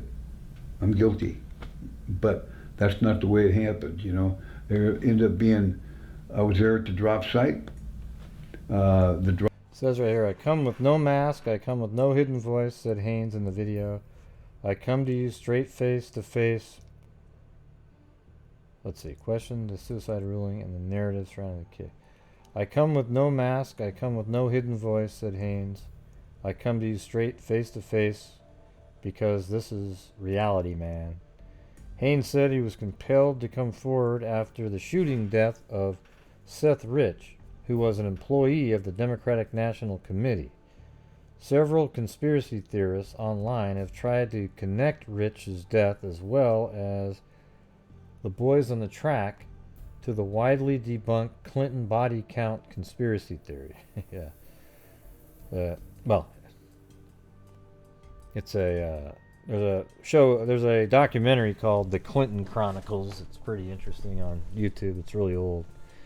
Haynes then alleges that the unnamed politician asked him to kill David Kennedy, the son of Robert F. Kennedy, in 1984. In August of 1987, I was contacted by the Arkansas criminal politician and was asked if I would provide muscle at an Arkansas drug stop, said Haynes while reading from a paper. The criminal politician suspected that some drug money drops were being stolen. While conducting security during the alleged... where's that coming from? Oh. Talking to David. That's on that link that I was just reading from. Well, let's maybe we can just listen to this then. Ended up being, I was there at the drop site. The drop landed. Other witnesses said the same thing, corroborated exactly what I said 30 years after. Witnesses came forward and said they seen the kids being beat up by a couple of cops, taken back where the area by the tracks. The drop was right by or near the tracks, maybe 100 feet, 120 feet. Went to the tracks, were on the tracks using the phone when we seen the kids. Kids took out, the cops took off, the two cops that were involved in the drops took out after them, brought them back, and they'd been beaten with flashlights. And they were over the shoulders of the two cops. The cops dropped them by the railroad tracks. I was up on the tracks, and I didn't do it, but I was there, so I'm an accomplice. It doesn't make no difference. They took and threw them up on the track. So why were the kids were just accidental witnesses? Is that the issue? If they were thrown on the track, why were they so neatly next to each other? You know, side by side. That doesn't sound like they were thrown. With the kids? That's right. They were just in the wrong place at the wrong time. I guess they were deer spotlighting. And so I said, these are just young kids. One kid was already dead. One kid was already beaten to death. And Kevin Ives was a kid that was alive. And he said, you don't want to leave no witnesses. I said, well, it was a clean drop. I said, there was nothing taken at the drop site. And so I didn't want the kid to get killed. And one of the cops took the butt of the rifle and butted him in the back of the head and split his head. Boom, I just split him right in two. Killed him instantly. Huh. Well, it sounds like he's blaming the cops. But, I mean, I guess if you killed somebody that way and you laid them on the tracks, maybe placing their head on one of the rails, you might not know the actual cause of death after they get mangled. Threw them up on the tracks by the hair and the crotch. They were handcuffed behind their back when they came back. And then I was told, and I did, put them between the tracks. But the tracks... You didn't actually see them put the kids on the tracks? I helped put the kids on the tracks. No, I was there. Okay. I helped. You know, and that what you said was a green tarp. It was a tarp that was put over them so they...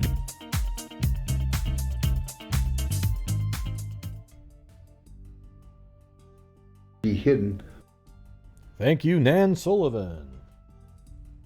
When the train came by, I guess at 4:30, a train came by and ran over them. And they said they fell asleep because of, like you said, pot.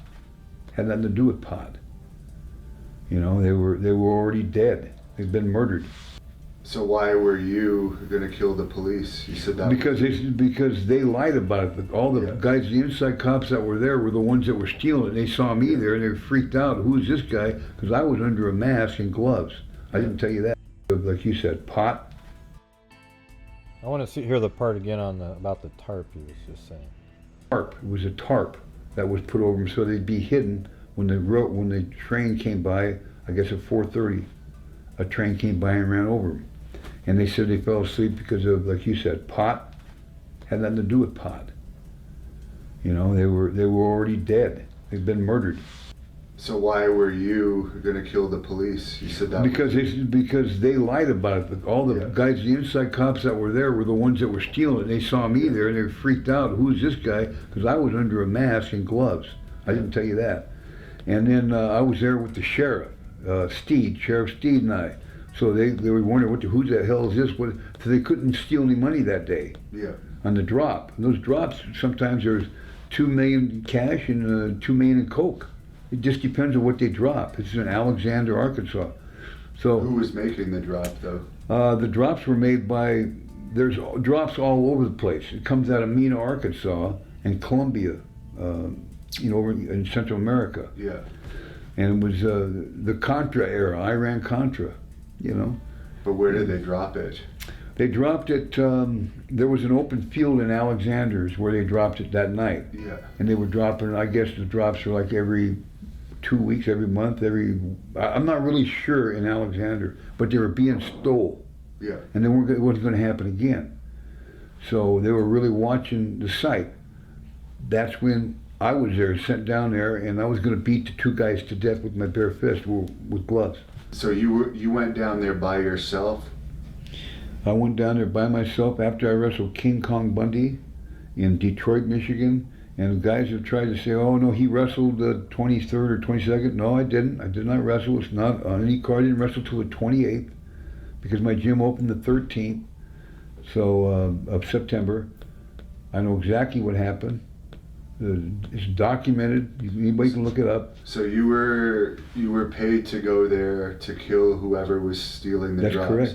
That's so right. You didn't know if it was police. You didn't know. I didn't care who it was. I didn't care who it was at that time. You were there by yourself. Yes. And then you randomly saw these police. Yes. Well, I had met them before, and they were, you know, starstruck a little bit with the wrestling and all that stuff. We wrestled in Little Rock, I think, but very little in Arkansas. You know, Louisville, stuff like that. We did, you know, Kentucky. Still doesn't really ever come to Arkansas. Yeah, it just very rarely does. But they knew who I was and the muscle and all that stuff. I'd been around the dope game for a long time. So did the police that you're saying killed the kids, if they didn't know you were going to be there, how did you come about to help them? Well, it was a secret for 30-some years. I mean, I was gonna open my mouth. No, but like that night, if you were by yourself and nobody knew you were going to be there other than the person that contracted you, how did you end up helping the police put the kids on the tracks? Because you said nobody came to steal the drop. Right. Hey, Molotov, you seem really focused in on the dope. Yeah, they are already changed all of that, okay? You seem like you're trying to, like, defend dope or something. I mean, look at we've already gone all through all that. The first medical examiner said that. Then after that, they've completely debunked that guy, and it's moved on. Okay, so you're sort of fighting against something that doesn't exist. No, we went to the tracks after the drop. The drop was made and there was nothing stole. Okay. If someone was going to steal the drop, then the cops were going to take the guys back. I wasn't going to do anything. So the cops were involved with it? Oh, they were involved with everything. They met me and they were all confused, and that's why everybody started going towards the track. When we all went to the tracks, got up on top of the tracks, and there was these kids, and they took off running, and then They did have a gun, but the gun was never recovered that the kids had, right? The gun, they showed it. It was a rifle. It was a rifle shot. For hunting or something. Yeah, it was never recovered, but I actually seen it myself, you know, because I've been one to put it alongside. You know? So you didn't see the kids, the cops, you're saying, ran and got the kids, cuffed them. I don't know what they did to the kids except the flashlights were all bloody. And it was very dark, humid. It was in. It's hard to know what this guy's even, you know. He's like somebody. I don't know. I mean, obviously, you'd think the police probably investigated or interviewed him if he's going to claim all this, but at the same time, he's blaming police, so maybe police don't really want to ask him any questions. Yeah. Well, he was the muscle. It was August 23rd, so it was very humid, and the flashlights were on the kids, and so you could see the blood was everywhere. And then they just threw them on the tracks, and it was my job to. Well, I had no weapons, so these guys are all armed. Well, I'm going to get shot to death, or I helped them. Were you paid? I still got paid 50 grand. That was the deal, and I got paid. Now you're saying all of this publicly. Aren't you concerned either that if the police investigated this or someone investigated this now and your connection came with this, you could go to jail? Well, they could, sure, go to jail, could be killed very easily. That's why I'm saying there's nothing, you know, you want to go back in a guy's memory. I went and talked to Linda Ives, who I went down there twice. There was nothing like to gain or lose. This has been on the news down there in Arkansas. Yeah, ABC. I saw the news.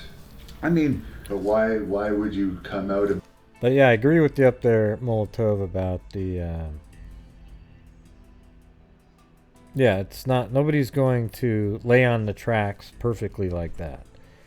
You're gonna go curl up somewhere else. Why would you just go? Hey, let's just pass out right here on the railroad tracks. Doesn't make any sense. About it. Conscience, man. Conscience, my conscience. I have a heart. You know, I miss my son. I was a very, very, you know, I've had really a kind of a screwed up life. A lot of it is my own fault. But I would never kill a kid. But, you know, I have taken people out. And I've done contracts and broken legs. I've done. Okay, now, you know, it's like, really? Now you've killed other people? And yeah, I don't know about that. I mean, now he's going to try to get put in prison forever.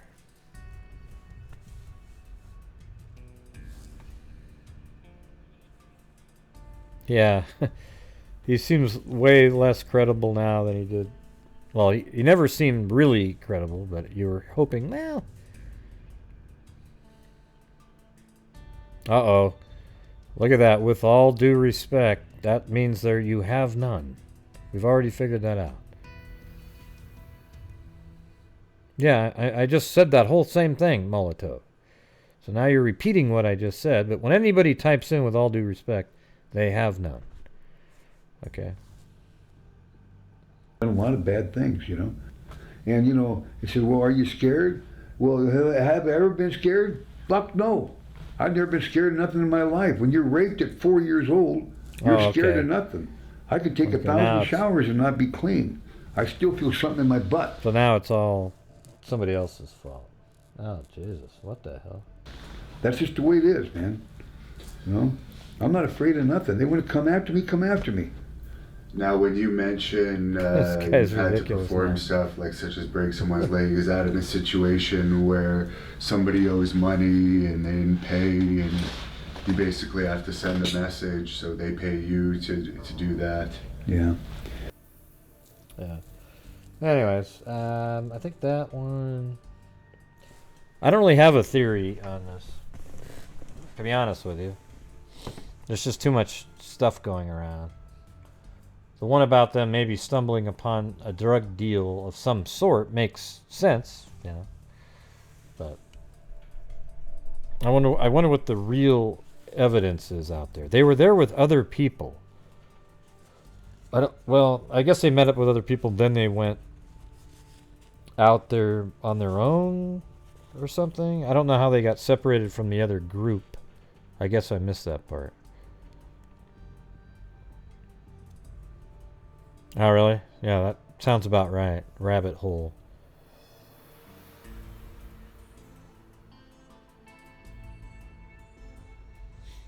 No, I understand Molotov. I'm just goofing around. That was one of the words that we came up with.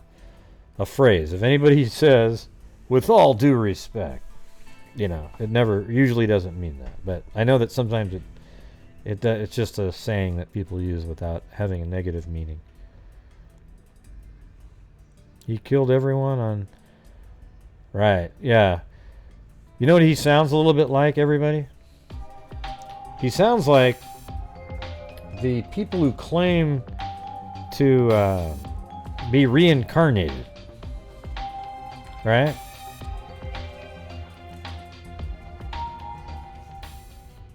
Oh boy, Billy Badass has inside scoop. He killed everyone in high-profile case.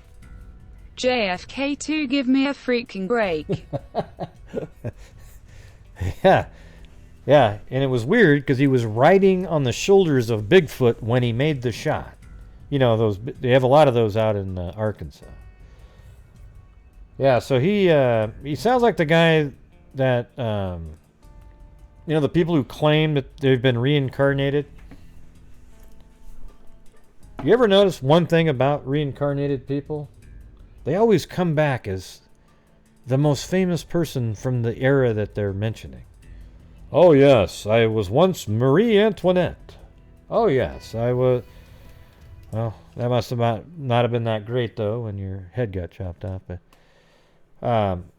oh yeah, in my previous life I was George Washington. Right? Here's when you know somebody might be telling you the truth. If they actually said, well, in my previous life I was Jim Sampson. Well, who's he? Well, he was a guy that he made loaves of bread.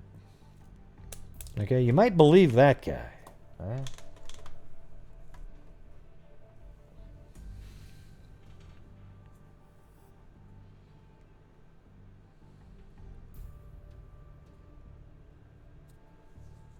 Yeah. If somebody says, yeah, I'm not trying to be rude or anything, your next sentence is going to be rude, right?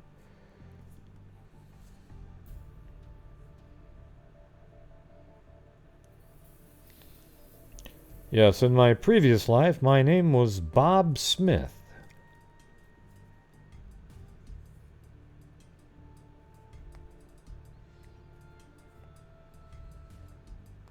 Yeah, Molotov's been around a long time. I was just saying, well, that's one of those phrases we've talked about on the show, actually, where we say, if somebody says, with all due respect, they almost never mean it. So it was just kind of funny. Yeah, I had one more smaller one. Yeah. And this one is Robin Lynn Farnsworth. Okay.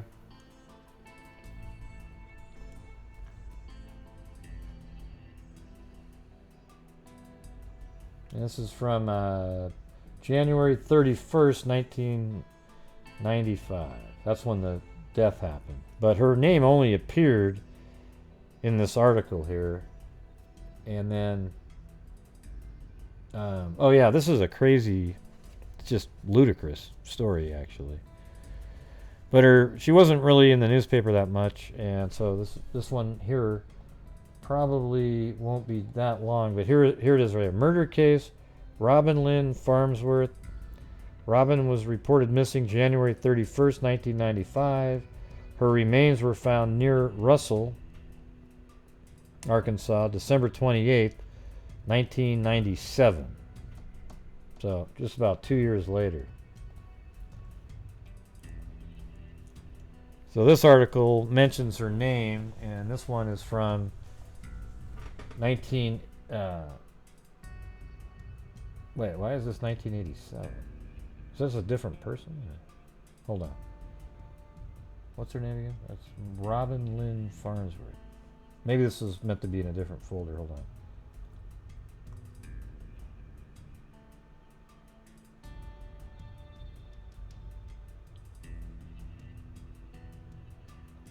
This is from Arkansas.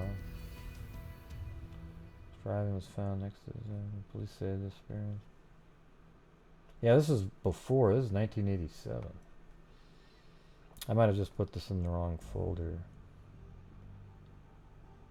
Last seen alive April 25th, shortly before she was to drive the equipment to cook out at the home of her boyfriend. The car was she was driving was found the next day on Arkansas 31 near. Hey, let me see. Let me see this case. Maybe that one's interesting. Sandra Lynn Williams murder.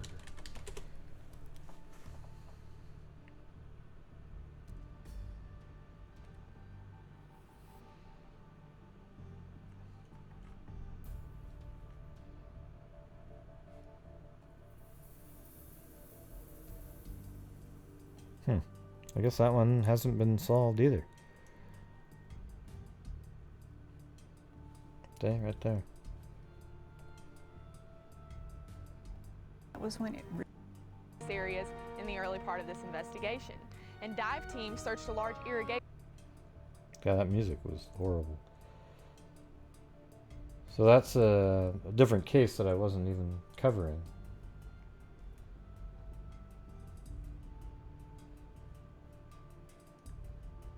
But it was weird. I saw her face earlier today when I was on this site looking up cold cases. It's interesting. Or 2 days ago. Might have to do this one at another time.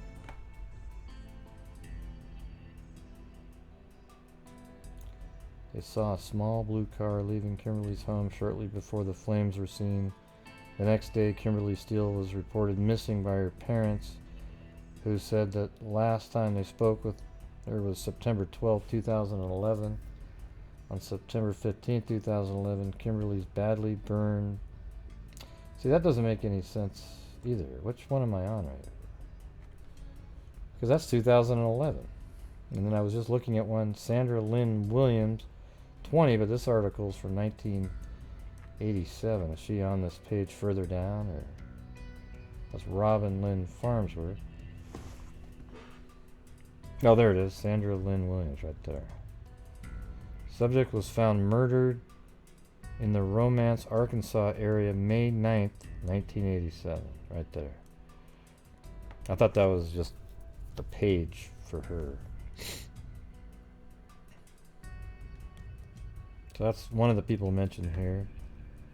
May 9th in the lake near Floyd, Arkansas. Authorities said she had suffered multiple stab wounds and had apparently been dead about 2 weeks. So this one right here hasn't been solved. 1987, right at the top here, May 26th. She was last seen alive April 25th.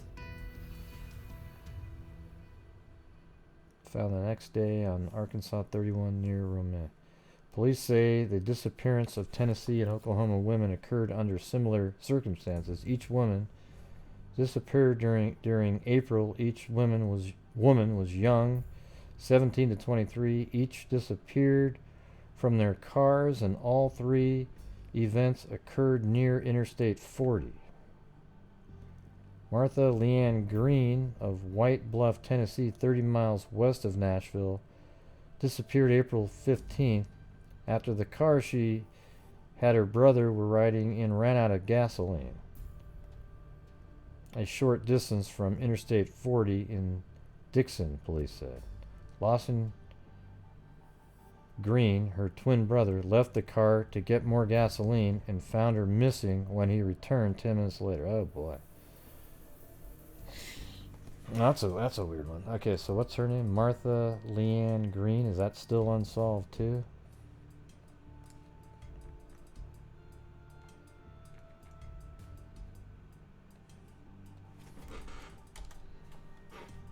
Here, I'm gonna look these ones up. Martha. Murder of Martha Leanne Green.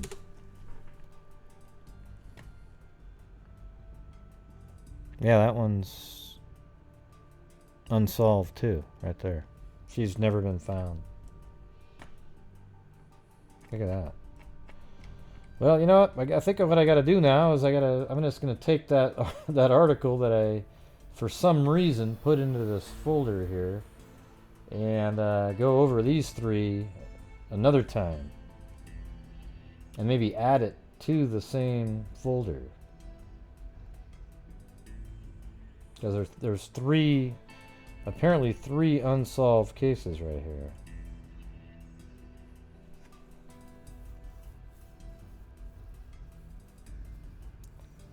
Martha Leanne Green. Ran out of gasoline. Lawson Green, her twin brother, left their car to get more gasoline. Sandra Lynn Williams. Wow, everybody. Crazy times out there. Crazy times. I'm sorry, I'm kind of all over the place now because I was just looking at those other 3 cases. This one's out of Tennessee right here. But all right, so back to the Robin Lynn Farnsworth. So her remains were found 2 years later, if you remember. She went missing January 31st, 1995, and then she was found December, might have almost been 3 years later, to be honest with you. But the remains of 16-year-old Robin Lynn Farnsworth sat in a box in an evidence room at the White County Sheriff's Office for years before investigators took the proper steps to identify them. Sheriff Pat Garrett apologized Thursday to Farnsworth's relatives who haven't known for 9 years whether the teenager was dead or alive. There's absolutely no excuse. These remains were found on December 28, 1997, so it's almost 3 years. Today is May 6, 2004. You do the math. The sheriff said. At least the sheriff sounds like they took responsibility. I mean, he was like, we suck, right? You do the math, the sheriff said at a news conference, in which Garrett announced that Farnsworth's remains were only recently positively identified through DNA. I wonder if that's that same Garrett that we were... Pat Garrett? Was that the same guy? Is that the same guy? Same Garrett? Hold on. That was in the... was that the first case or the second one? No, it had to be the second one because...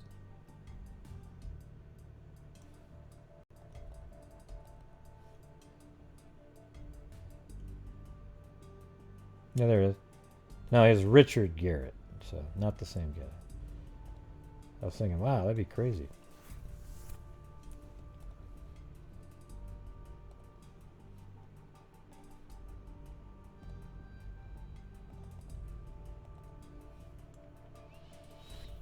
There's absolutely no excuse. These remains were found on December 28, 1997. Today is May 6, 2004.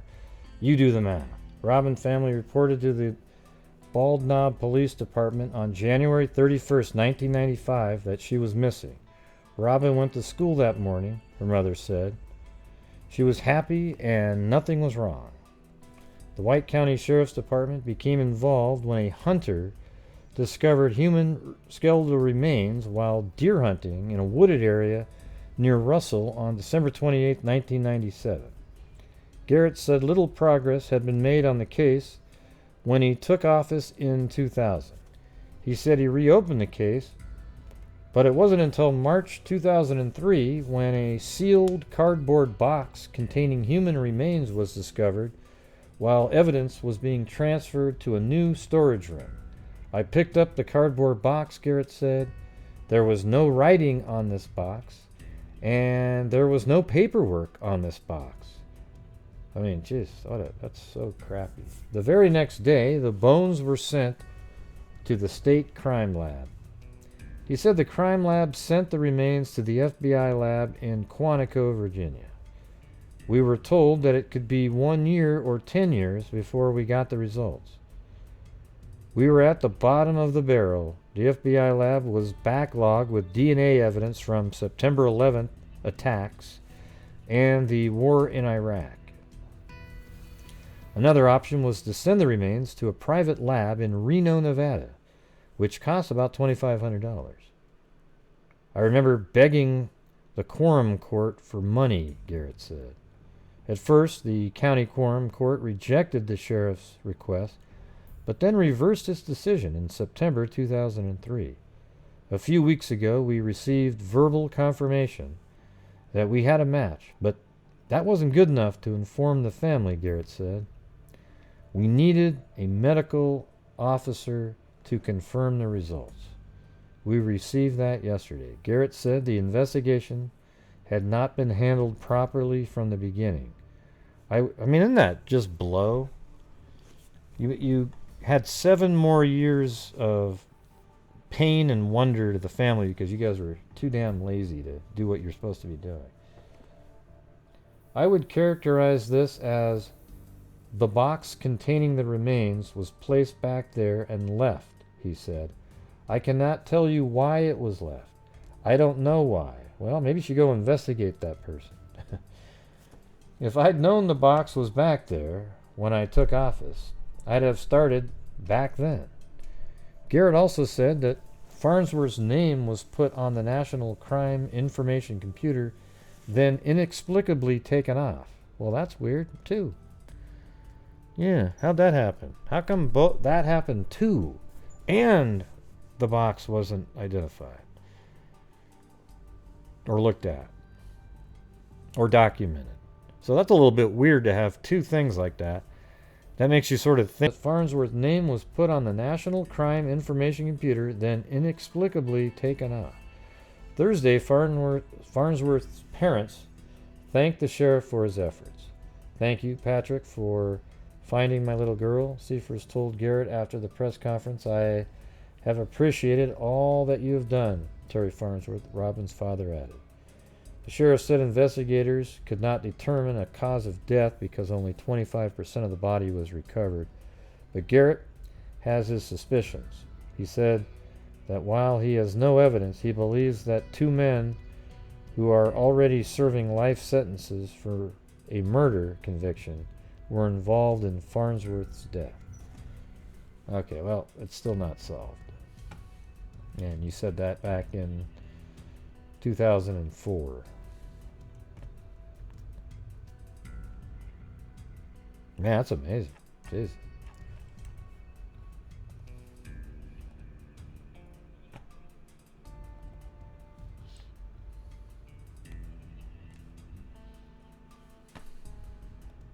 Yeah, hell, let's see. Sandra Lynn Williams. This sounds like a serial killer here.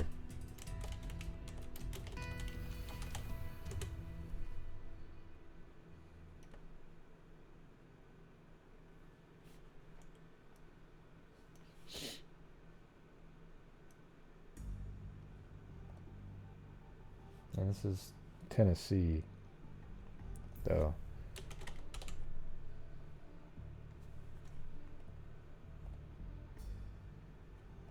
So who's this person? Did she get married?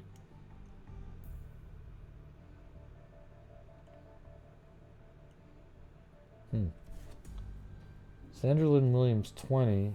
So this is probably a different one then. But it's interesting that out of all... I just did a general search and the same state had that one. So that would have been 19... Live April 25th, 1987. Let's see.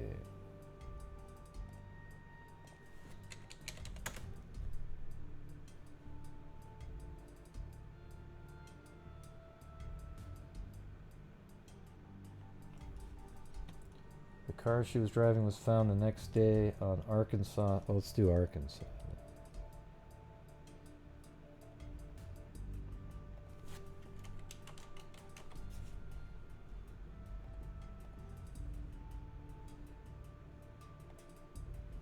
That's the same article. Yeah. Alright.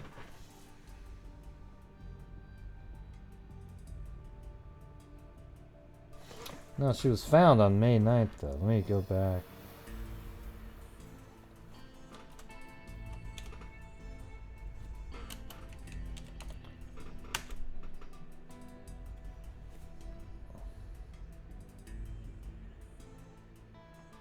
How about body found? Body found.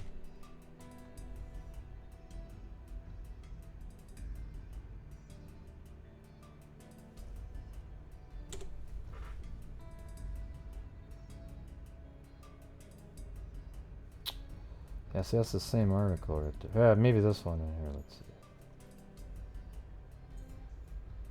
No.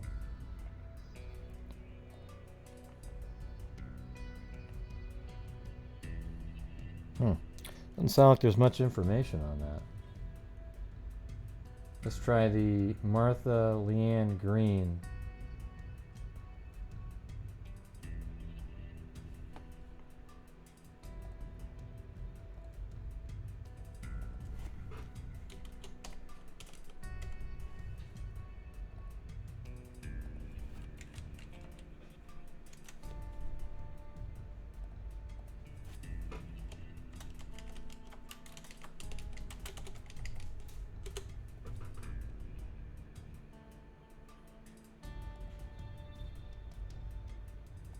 What the heck is that?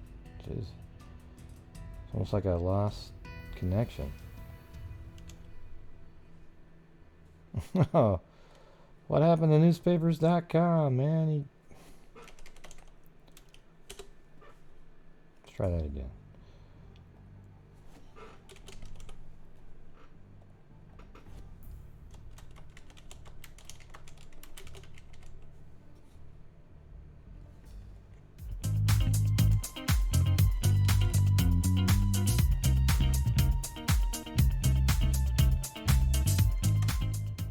Love the State Unsolved shows. Best channel on YouTube. Well, thanks, man. Appreciate it. I know we're just kind of... Okay, so I found her name mentioned here. So this is 1987. April. She was found on... let's see. What does it say? Martha Leanne Green of White Bluff, Tennessee. She disappeared on April 15th. So let's see what this one said. Yeah, so this is, I think this is the girl that was in the car, and her brother went to get the, let's check this one out here. With police saying they have few leads, rescuers called off the search. Okay. The family still holds out hope that Leanne, as she is called, is still alive. Yeah, and that's the one. She hasn't been, her body's never been found either. She and her brother Lawson Green were returning to their White Bluff home in a car they had borrowed to attend their high school prom the following night when the car ran out of gas.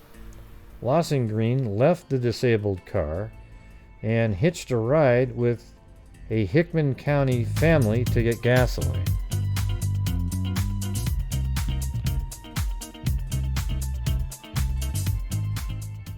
Water wave, I agree with what at Cairo said. Well, thanks, Audra Blankenship. There you go. And Cairo.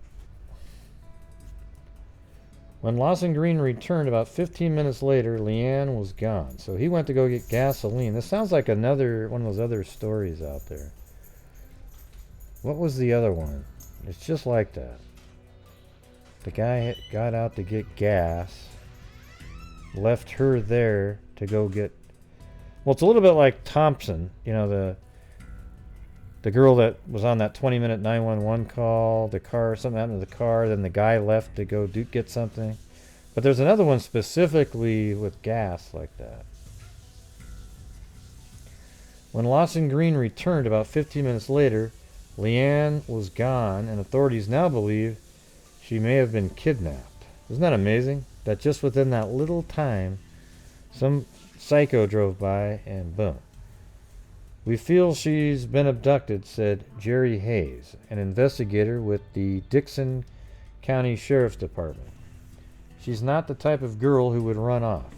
Hayes said police are still searching for a rust or wine-colored Ford that was seen in the area where Leanne's disappeared. Meanwhile, Margie Green stayed at home close to the phone throughout the day yesterday.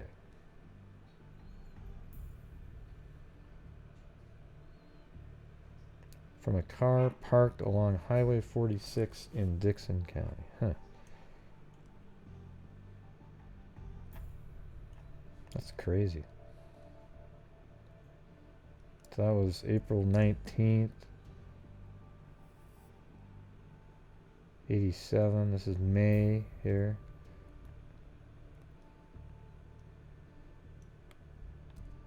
Law enforcement officials began investigating yesterday a possible link between cases of young women abducted from their cars in other states. So that's kind of like that other article we were reading. We were just trying to compare some similar abduction type cases where the victims disappeared from their cars. But officials still have no concrete leads on the disappearance of Martha Leanne Green, 17, missing for more than a month.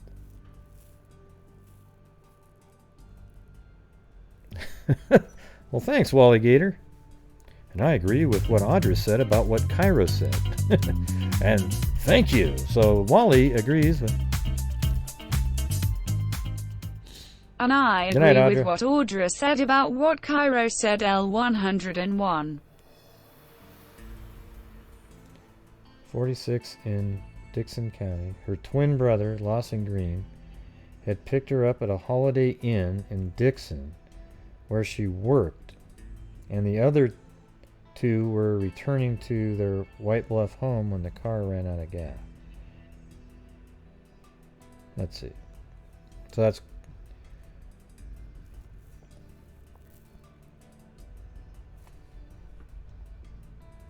Yeah, this is Leanna Green. Officials still have no concrete leads on the disappearance of Martha Leanne Green. Green, 17, disappeared April 15th from a car parked along Highway 46. Her twin brother, Lawson Green, had picked her up at the Holiday Inn in Dixon, where she worked, and the two were returning to their White Bluff home when the car ran out of gas. Her brother hitched a ride from a passing motorist to get gasoline for the car, but when he returned a short time later, his sister was gone. Wow, what a nightmare that is.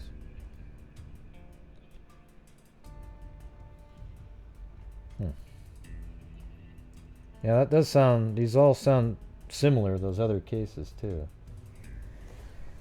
Ugh, yikes. Anyways, I think that's about it for me, you guys. I'm tired. I'm sleepy.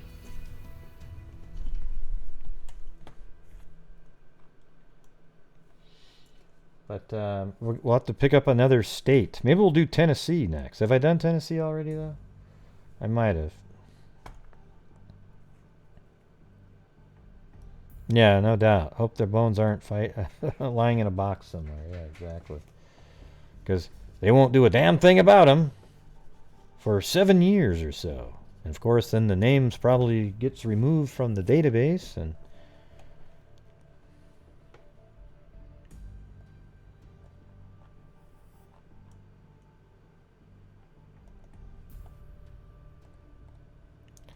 okay, so thank you to Nan Sullivan became a member, Kit Kat, Claudia Neubauer, Candy Douglas, Andrea Ruggiero Drum, Tracy, Cleaning Out the Cobwebs, I haven't seen you in a while, William Zambrano, Delusional Lucidity, Pamela Nabunkit, Delusional Lucidity again, Miss Skiss, Andrea again, Nan, Delusional Lucidity, Cairo, Audra, and Wally Gator.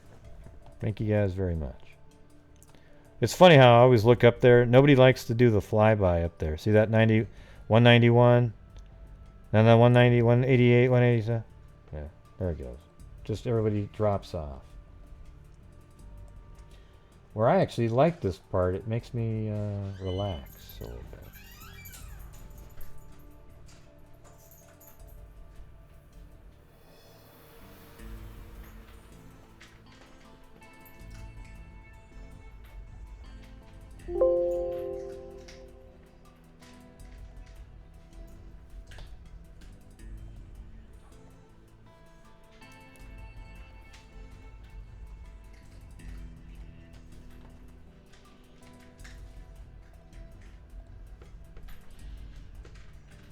Yep.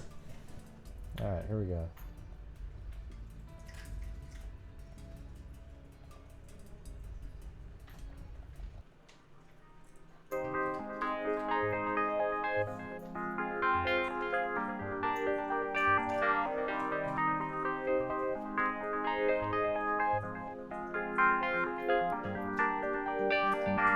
Yeah, look at that little mesh there.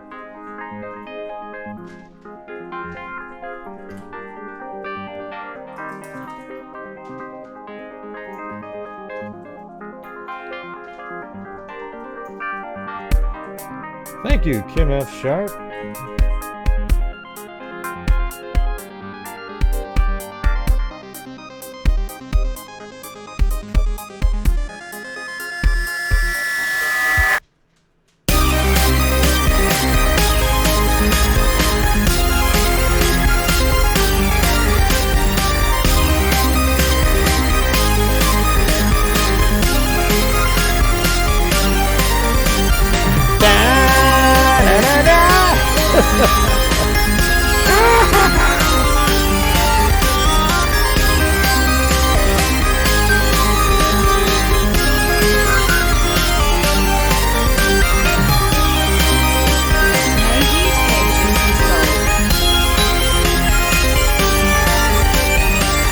Molotov, as in Molotov cocktail.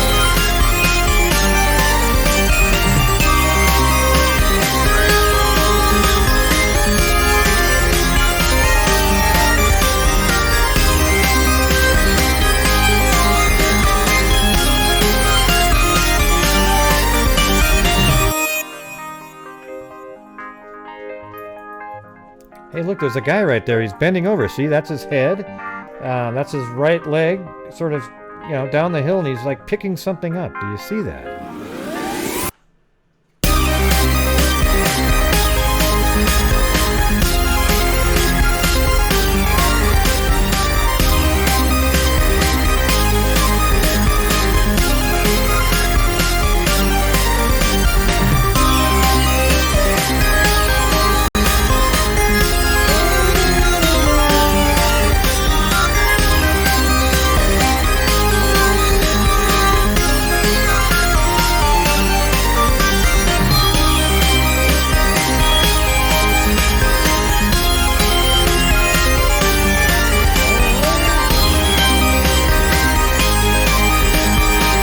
Yeah, we know how to spell it, Molotov. What a buzzkill.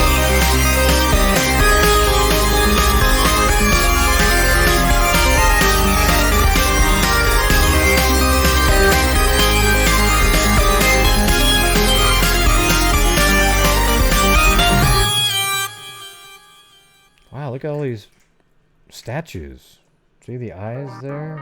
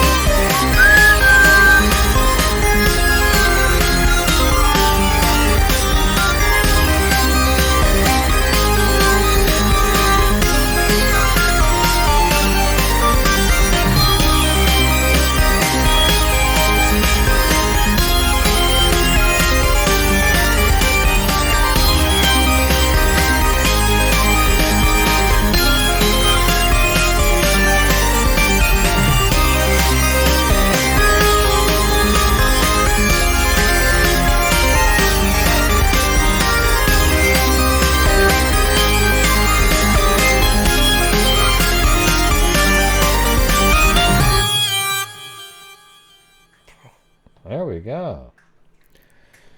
Oh, all right, everybody. Thank you all for showing up and supporting the channel, and you know, just hanging out. I know, you know, sometimes it gets a little disjointed because things always pop up on the screen that are different, but I think in general we were able to go through these cases, and you know, it's just kind of weird sometimes realizing how many people out there were killed by somebody who probably, you know, they're serial killers, okay? Because anytime somebody's abducted like that, just off the road, it's probably going to be a serial killer type, because they're hunters. And they just had an opportunity, went bam, and they took it. So you know they've done it before.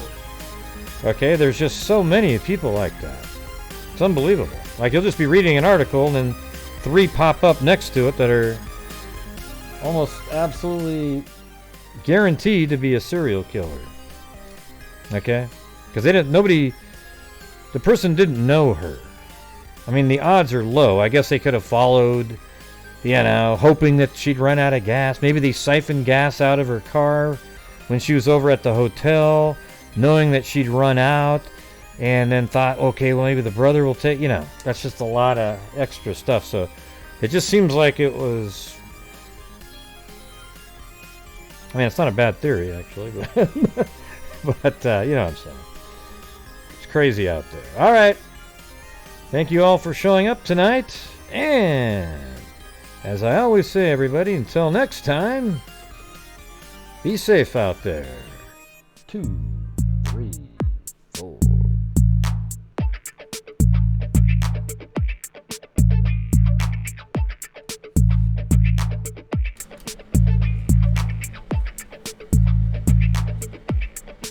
Good night, John Boy.